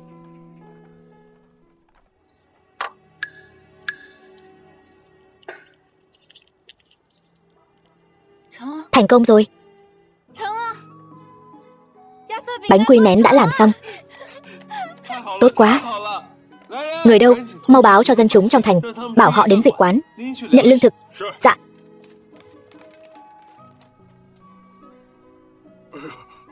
Cảm ơn, lại đây, cầm lấy. Cảm ơn. Cầm cho kỹ nhé. Cảm ơn. Chỉ một miếng nhỏ này có thể ăn được 2 ngày sao? Nếu mọi người không tin, có thể nếm thử, rồi uống thêm chút nước thử xem. Thật kỳ diệu. Tôi chỉ ăn một miếng nhỏ, bỗng nhiên cảm thấy không còn đói nữa. Tôi cũng vậy. Cái này là để làm giảm cơn đói. Ăn nhiều sẽ bị khó tiêu. Mọi người nhất định phải chú ý. Còn nữa, gói thuốc trong tay mọi người là để phòng bệnh dịch. Mọi người về nhà nhất định phải uống thuốc. Nếu trong nhà không có chỗ sắc thuốc, có thể báo cho chúng tôi sẽ sắp xếp. Trấn Vương nhất ngôn cửu đỉnh, Trấn Vương phi lại còn chăm sóc chúng tôi như vậy. Mọi người thật sự là ân nhân của Hoài huyện chúng tôi. Đúng vậy, đa tạ ân nhân. Mau đứng dậy. Đứng dậy, đứng dậy đi. Lần này Thánh thượng phái tôi đến cứu trợ thiên tai chính là vì muốn tái thiết Hoài huyện. Không ngờ giữa đường lại xảy ra nhiều trắc trở như vậy. Lần này đáng lẽ tôi phải cẩn tạ sự tín nhiệm của mọi người. Ta là Tiêu Thừa Cẩn. Ở đây xin tạ ơn mọi người. Tiêu Thừa Cẩn, quả nhiên ta không nhìn lầm ngươi. Không xong rồi vương gia, Lý phó tướng trên quan đạo đã xảy ra xung đột với Đoan Vương.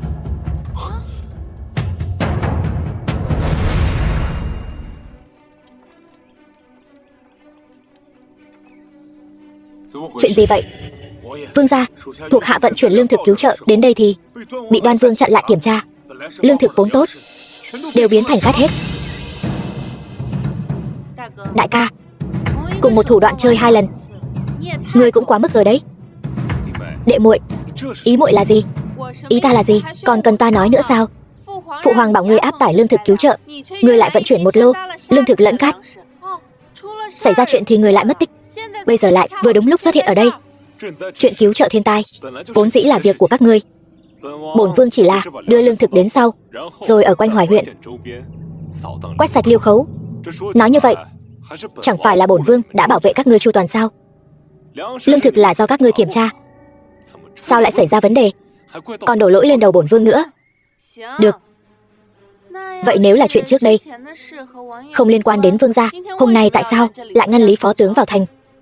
Bản vương thấy có người lén lút đi đường, lo lắng Liêu Khấu sẽ lẻn vào thành quấy rối, nên đặc biệt đến xem. Hơn nữa, hiện giờ tình hình trong Hoài huyện hỗn loạn, Đồ đưa vào thành. Bản vương đương nhiên phải kiểm tra kỹ lưỡng. Vương gia đã kiểm tra rồi, nhưng lương thực lại không thấy đâu. Sao? Chẳng lẽ lương thực là Lưu Khấu? Thấy vương gia tự chui xuống đất sao? Lạc Vân Khanh, ngươi. Đại ca, Lý phó tướng lần này vận chuyển lương là có thánh dụ của phụ hoàng. Theo thời gian, lương thực đáng lẽ hôm nay đã được đưa đến Hoài huyện. Nay lương thực cứu tế không cánh mà bay. Đại ca nên suy nghĩ kỹ, xem nên giải thích với phụ hoàng thế nào đi.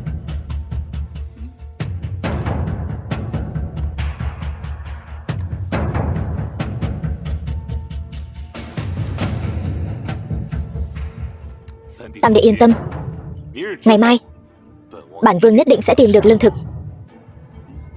Rút. Dạ.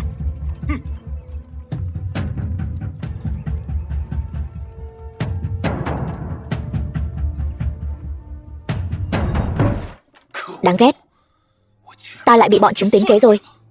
Vương gia, ngài thật sự muốn giao nộp lương thực cứu tế sao? Bản vương làm sao có thể không giao? Nếu không giao, bản vương chẳng phải thành kẻ chủ mưu cướp đoạt lương thực cứu tế sao? Làm sao có thể không giao? Vương gia, nếu đã không thể kháng chỉ một cách công khai, vậy tại sao chúng ta không âm thầm ra tay? Ngươi là nói lần này đường về xa xôi, xung quanh Hoài huyện Lưu Khấu hoành hành. Nếu vợ chồng Trấn Vương bị Lưu Khấu để mắt tới, vậy hậu quả nhẹ thì bị thương, nặng thì cả hai đều bỏ mạng.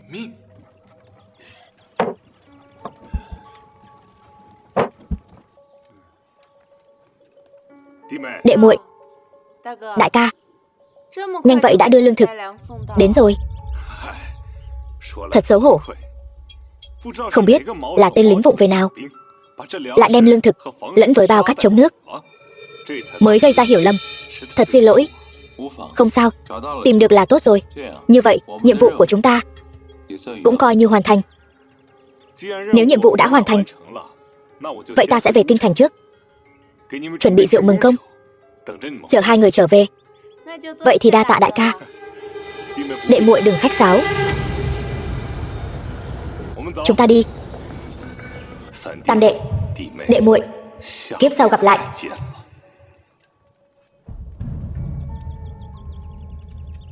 Đoan Vương này giờ rời đi, không biết trong lòng đang ấp ủ điều gì. Xem ra chúng ta chỉ có thể tùy cơ ứng biến.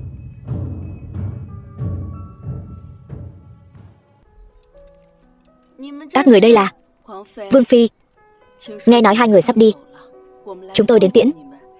Đây là bánh bao ta tự hấp, Vương phi mang theo trên đường làm lương khô đi. Vương phi, đây là trứng gà nhà ta, rất ngon, người nhất định phải thử. Còn ta nữa.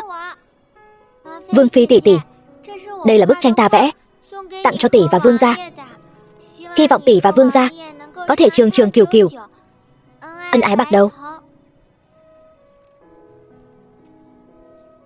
Bức tranh này tuy vẽ rất xấu, nhưng bổn vương rất thích. Bổn vương nhận. Những thứ còn lại các ngươi đều mang về đi. Các ngươi hiện đang tái thiết lại nhà cửa, cần lương thực dồi dào mới là quan trọng nhất. Vương gia nói chí phải. Tấm chân tình của các ngươi chúng ta đều ghi nhận. Về sau nếu rảnh rỗi, chúng ta sẽ quay lại thăm các ngươi. Đi thôi. Vương gia vương phi bảo trọng. Vương gia vương phi thượng lộ bình an, bảo trọng. Tạm biệt. The film was translated and narrated by M Media. Tiêu Thừa Cẩn, sao huynh lại ra nông nỗi này?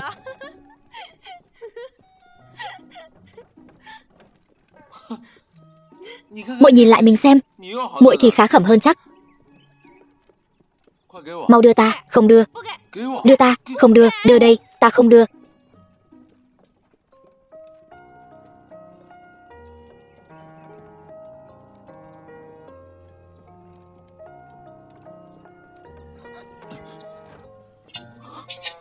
Ít ra ta trông cũng đẹp hơn huynh.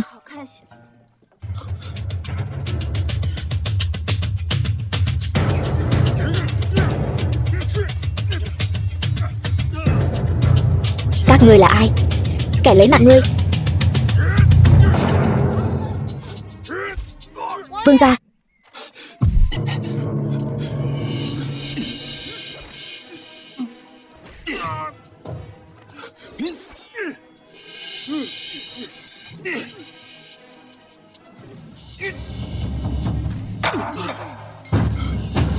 Tiêu Thừa Cẩn, huynh thế nào rồi?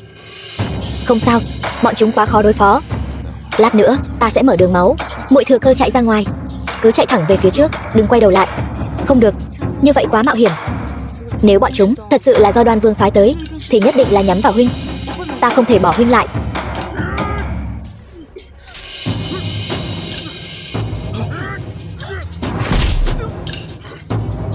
Tiêu Thừa Cẩn, huynh sao rồi? Tiêu Thừa Cẩn, đến lúc bỏ mạng rồi thì đừng lo cho người khác nữa, hãy lo cho chính mình đi.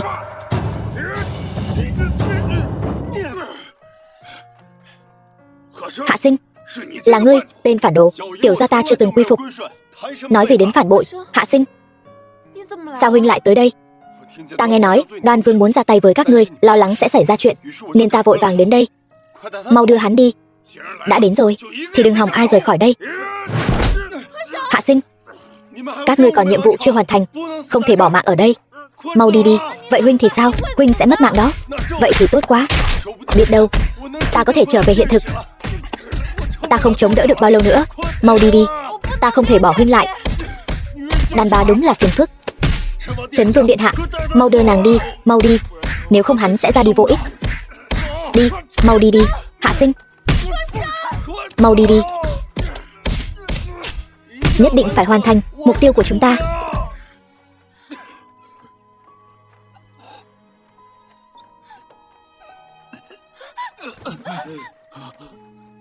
Tiêu Thừa Cẩn, huynh sao rồi? Tiêu Thừa Cẩn, huynh đừng làm ta sợ. Thân thể ta không ổn rồi, chỉ có thể bảo vệ muội đến đây thôi. Không, huynh phải sống.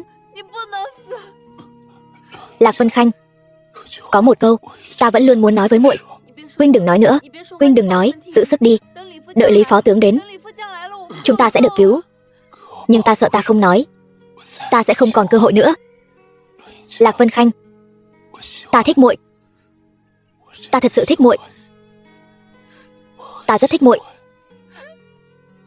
Tiêu Thừa Cẩn, ta chưa bao giờ nghĩ tới sẽ động lòng với một người trong chuyện. Huynh mất rồi, ta phải làm sao đây?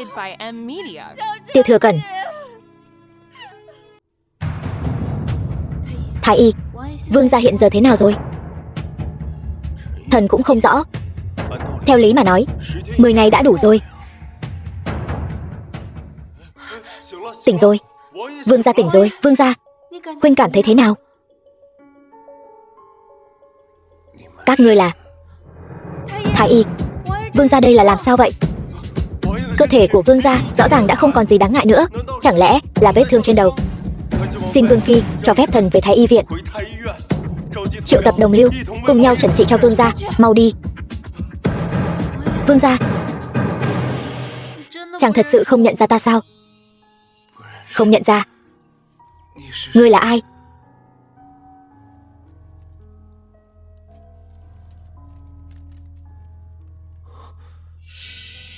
Ngươi, các ngươi lùi xuống trước đi. Dạ. Vương gia, chàng thật sự không sao chứ? Vừa rồi hơi choáng váng, giờ thì ổn rồi. Vậy thì tốt. Phụ hoàng ngã bệnh rồi, huynh không thể xảy ra chuyện gì nữa. Phụ hoàng làm sao vậy? Phụ hoàng biết huynh gặp chuyện liền tức giận ngã bệnh, nhưng giờ đã không còn gì đáng ngại. Vậy thì tốt. Đúng rồi, đại ca ta thế nào rồi? Đại ca huynh trong thời gian đó đã đến thăm huynh vài lần. Phụ hoàng còn tưởng hai người là huynh đệ tốt. Lần này hắn làm thật sự quá đáng. Ta thấy chúng ta phải nghĩ cách một lần đánh bại hắn để trừ hậu họa. Vương gia muốn làm thế nào? Cái gì? Trí lực của Trấn Vương hiện tại giống như trẻ nhỏ. Tâu hoàng thượng, đây là do thần và các đồng liêu ở Thái y viện thấy tận mắt. Vương gia hiện tại chỉ nhận ra Trấn Vương phi, những người khác đều không thể đến gần. Ngôn hành cử chỉ giống như trẻ nhỏ. Vi thần đoán chừng nhất định là Vương gia va chạm vào đầu gây ra. Có cách nào chữa trị không? Thần đã xem nhiều sách cổ, hiện tại vẫn chưa tìm được phương pháp hữu hiệu. Trẫm không quản các ngươi dùng cách gì, nhất định phải chữa khỏi cho Trấn Vương. Thần tuân chỉ. Cái gì? Trấn Vương ngốc rồi. Người thuộc hạ phái đi, tận mắt chứng kiến. Trấn Vương vừa thấy người, liền trốn sau lưng Trấn Vương phi. Ngay cả thái y cũng bó tay. Thật là trời giúp ta. Nay triều thần đang hối thúc phụ hoàng lập chữ quân. Xem ra tam đệ của ta không có duyên với ngôi thái tử rồi. Vậy Yên Nhiên xin chúc mừng vương gia, lại gần mục tiêu thêm một bước. Đó cũng là nhờ kế của nàng.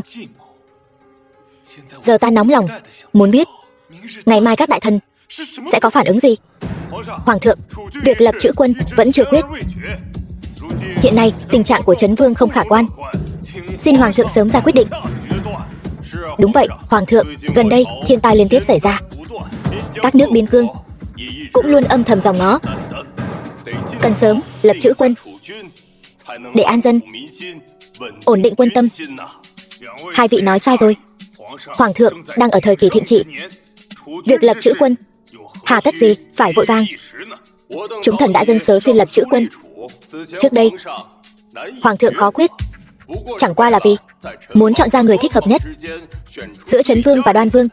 Nay Trấn Vương trí lực bị tổn hại, tuyệt nhiên không thể gánh vác trọng trách. Trấn Vương chỉ là tạm thời bị thương. Sao các vị biết ngài ấy sẽ không hồi phục? Hồi phục? Bao giờ mới hồi phục? Thái y đã nói không hoàn toàn chắc chắn có thể chữa khỏi bệnh cho Trấn Vương. Chẳng lẽ trước đó chúng ta cứ để ngôi vị chữ quân bỏ trống như vậy sao? Hay là Viên đại nhân cho rằng ngôi vị chữ quân ngoài Trấn Vương ra không ai có thể ngồi vào?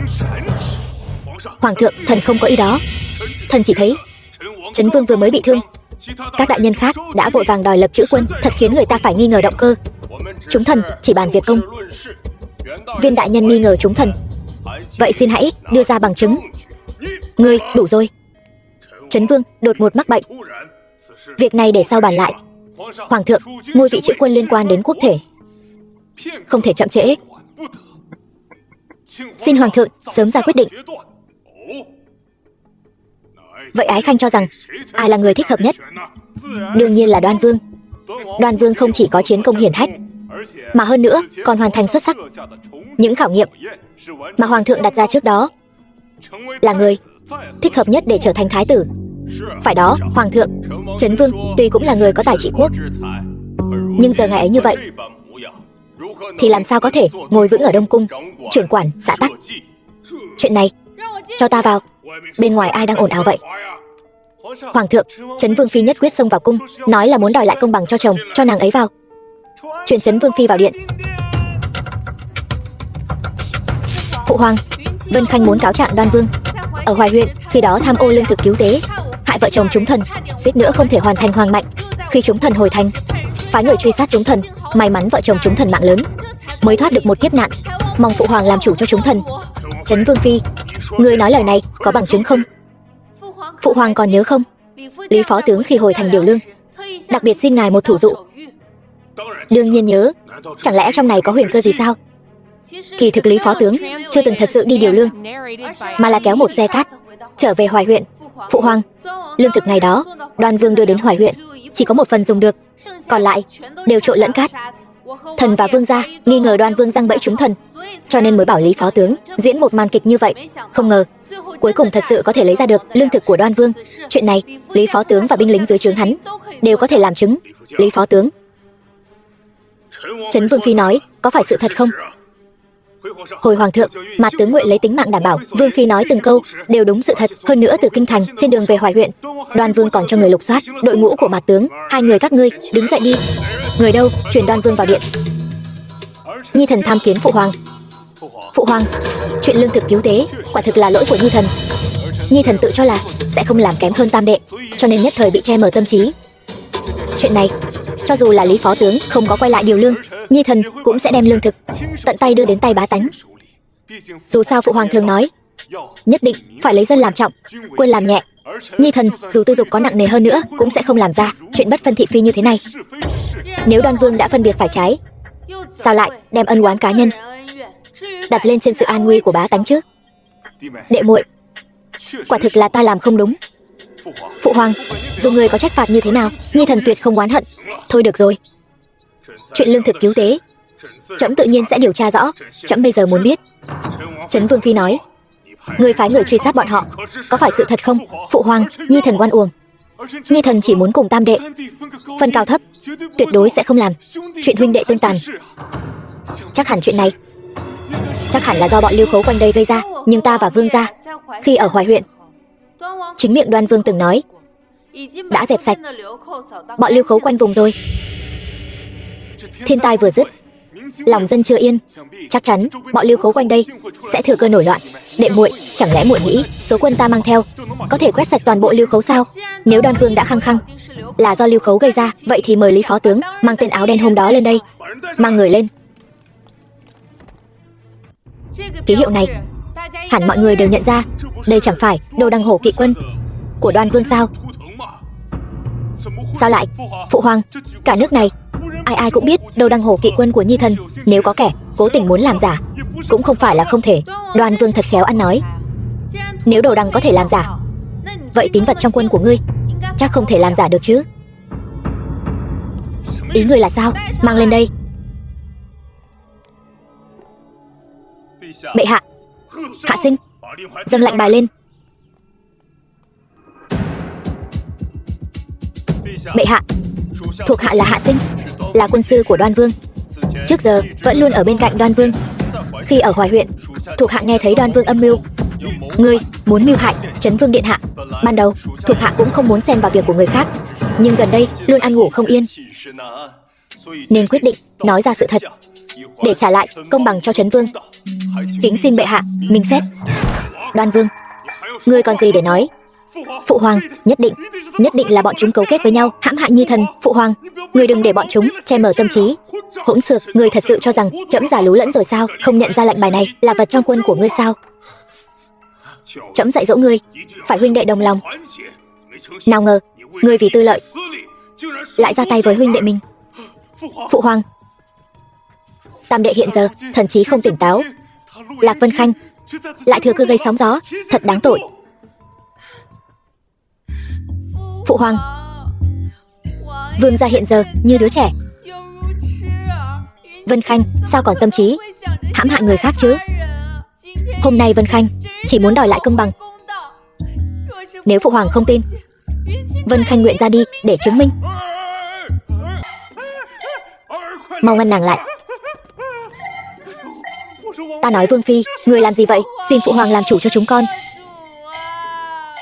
Trấn Vương phi, mau đứng dậy. Trẫm hôm nay nhất định sẽ làm chủ cho ngươi. Đoan Vương nắm giữ binh quyền tự chuyên, tàn hại huynh đệ, sau đó còn không biết hối cải. Muôn vàn tội ác, khó mà trốn tránh tội lỗi. Trẫm sẽ thu hồi binh quyền của ngươi, trở về phủ đóng cửa tự kiểm điểm đi. Phụ hoàng, con tạ phụ hoàng. Màn kịch vừa rồi của ngươi thật sự quá hay. Ta thật sự cảm thấy giải ót ta nợ ngươi một tượng vàng. Lần này thật may là có ngươi. Nếu không có ngươi, ta thật sự không nắm chắc có thể lật đổ hắn. Vậy thì ngươi phải cản tạ Lý phó tướng cho tốt. Hôm đó nếu không có hắn cứu ta, ta bây giờ e rằng đã mất mạng rồi. Đến lúc đó ngươi còn phải từ dưới đó gọi hồn ta lên làm chứng cho ngươi. Các ngươi đã về rồi. Thế nào rồi?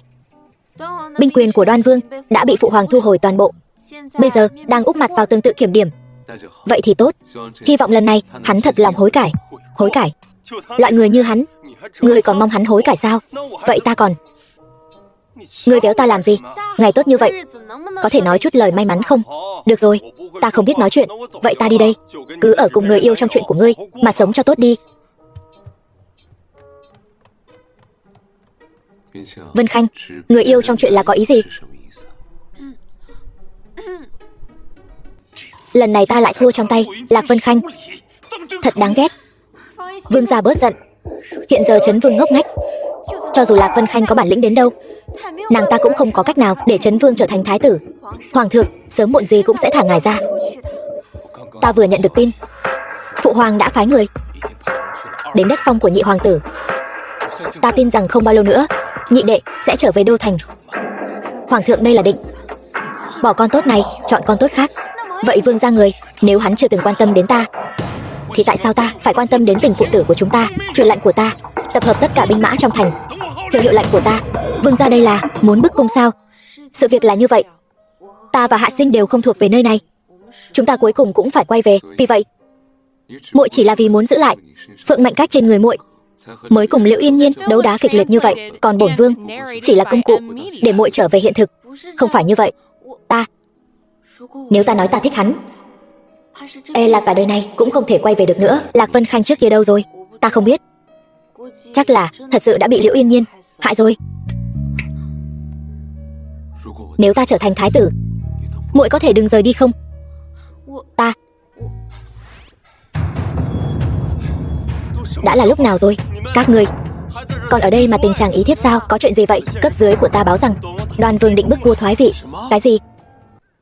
Vương phi, hoàng thượng cho mời người vào cung một chuyến. Thánh chỉ của phụ hoàng vẫn luôn do Lưu Công Công truyền đạt. Hôm nay sao không thấy Lưu Công Công đâu? Hoàng thượng long thể bất an. Lưu Công Công đang hầu bệnh, vì vậy sai nô tài đến truyền. Bệnh thì cần tĩnh dưỡng nhất. Không biết giờ này phụ hoàng gấp gáp gọi vào cung là có chuyện gì? Chuyện này nô tài chỉ phụ trách truyền thánh chỉ, còn lại thì không rõ. Vương phi vẫn nên vào cung xem sao. Vương phi tỷ tỷ, ta cũng muốn đi. Vương gia ngoan nào. Phụ hoàng bệnh rồi, ta phải vào cung thăm người. Huynh cứ ở nhà ngoan ngoãn đợi ta về. Buổi tối ta nhất định sẽ mang bánh đường mà huynh thích nhất về cho huynh. Thật sao? Đương nhiên rồi, ta khi nào lừa huynh chứ? Thanh Nhi, chăm sóc vương gia cho tốt. Vâng, công công. Chúng ta đi thôi. Vương phi tỷ tỷ, vậy ta đợi tỷ về.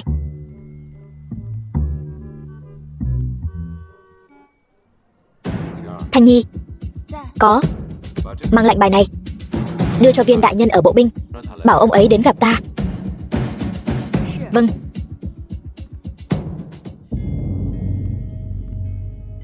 Không phải nói phụ hoàng muốn gặp ta sao? Người đâu?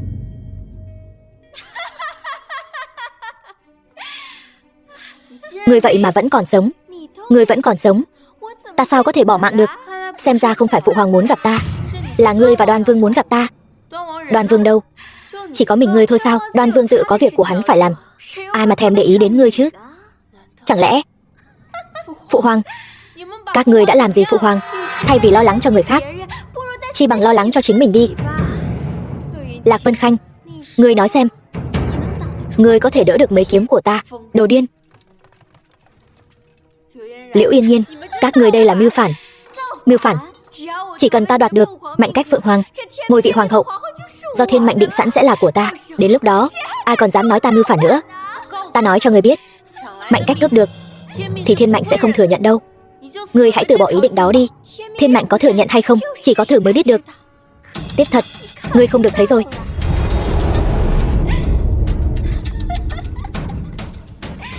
Sao lại thế này? Là ngươi giở trò, bây giờ mới phát hiện thì đã muộn rồi. Ta đã đốt nhuyễn cốt tán trong đại điện này rồi. Hôm nay ngươi đừng hòng chạy thoát.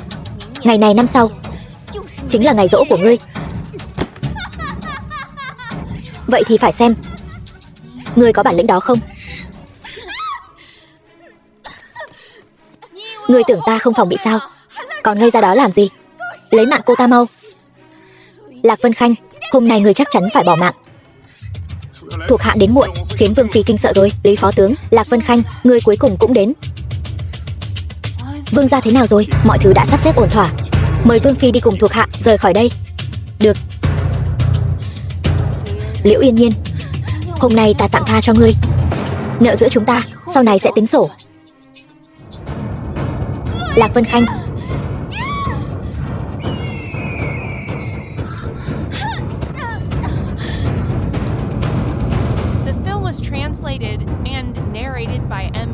Phượng Hoàng này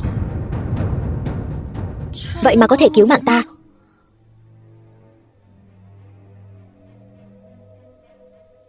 Gieo gió gặt bão. Đi thôi. Đi gặp vương gia. Phụ hoàng, ta cho người một cơ hội cuối cùng.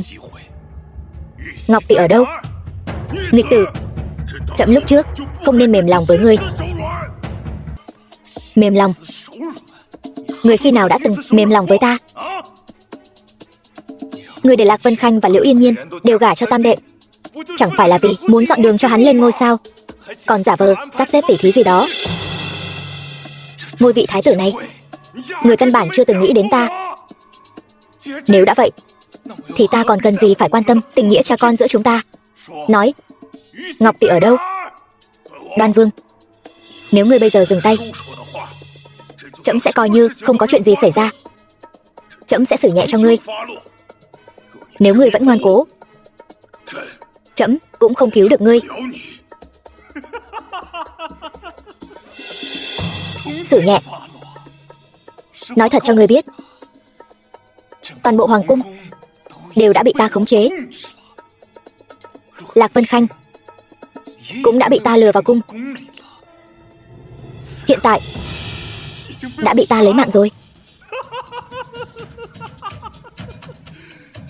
Trấn Vương phủ chỉ còn tên tam đệ ngốc nghếch kia thôi. Người nghĩ tam đệ của ta, hắn sẽ đến cứu người sao? Vì sao không thể?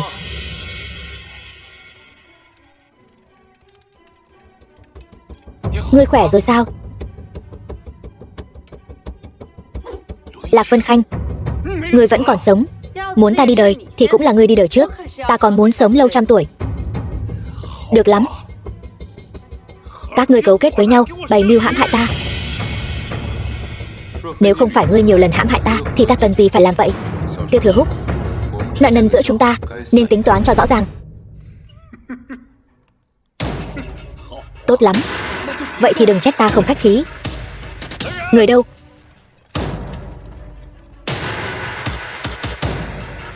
Bắt bọn chúng lại cho ta.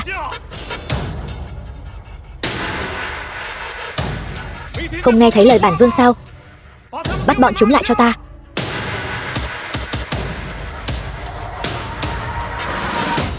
Bắt Đoan Vương lại.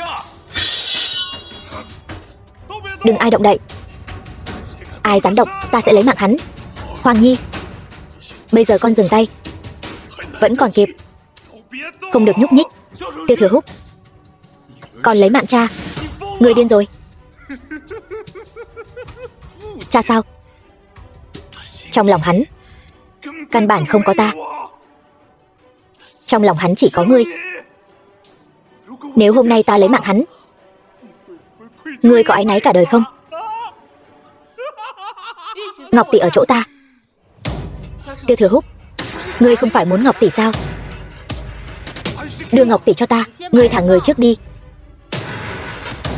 Như vậy đi, chúng ta một bên giao người, một bên giao Ngọc tỷ. Thế nào? Được, nhất ngôn ký xuất. Không được. The film was translated and narrated by M Media.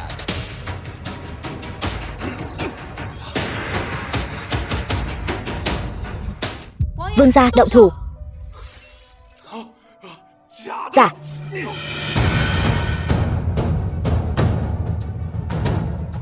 Hoàng Nhi,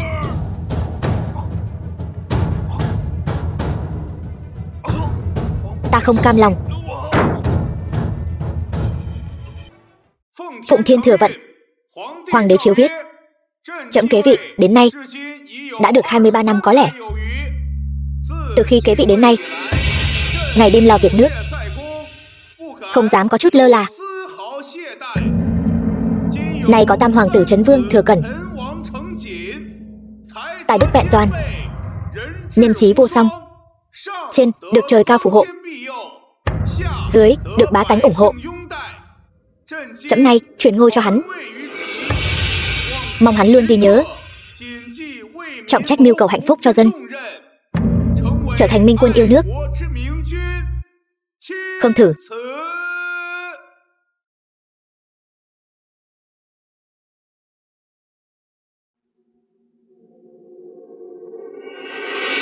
Ngô hoàng vạn tuế, vạn tuế, vạn vạn tuế.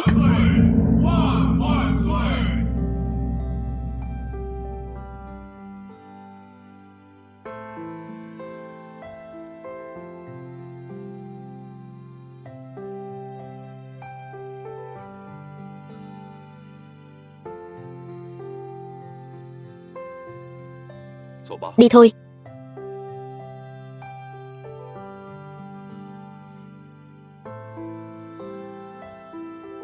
Lạc Vân Khanh, Lần này hẳn là vĩnh biệt rồi. Đi thôi.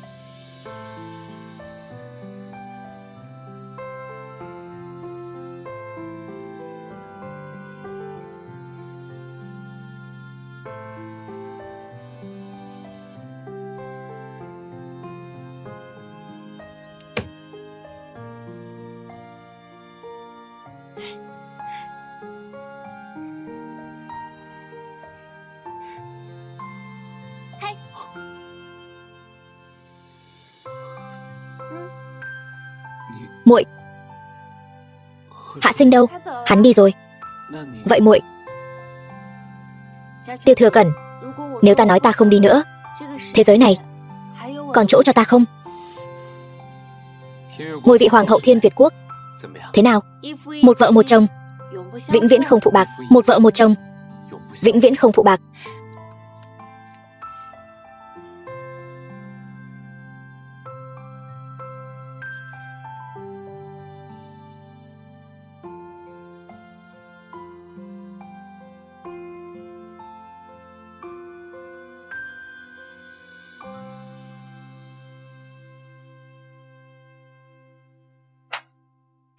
Báo cáo vương gia, vương phi lại hách rồi.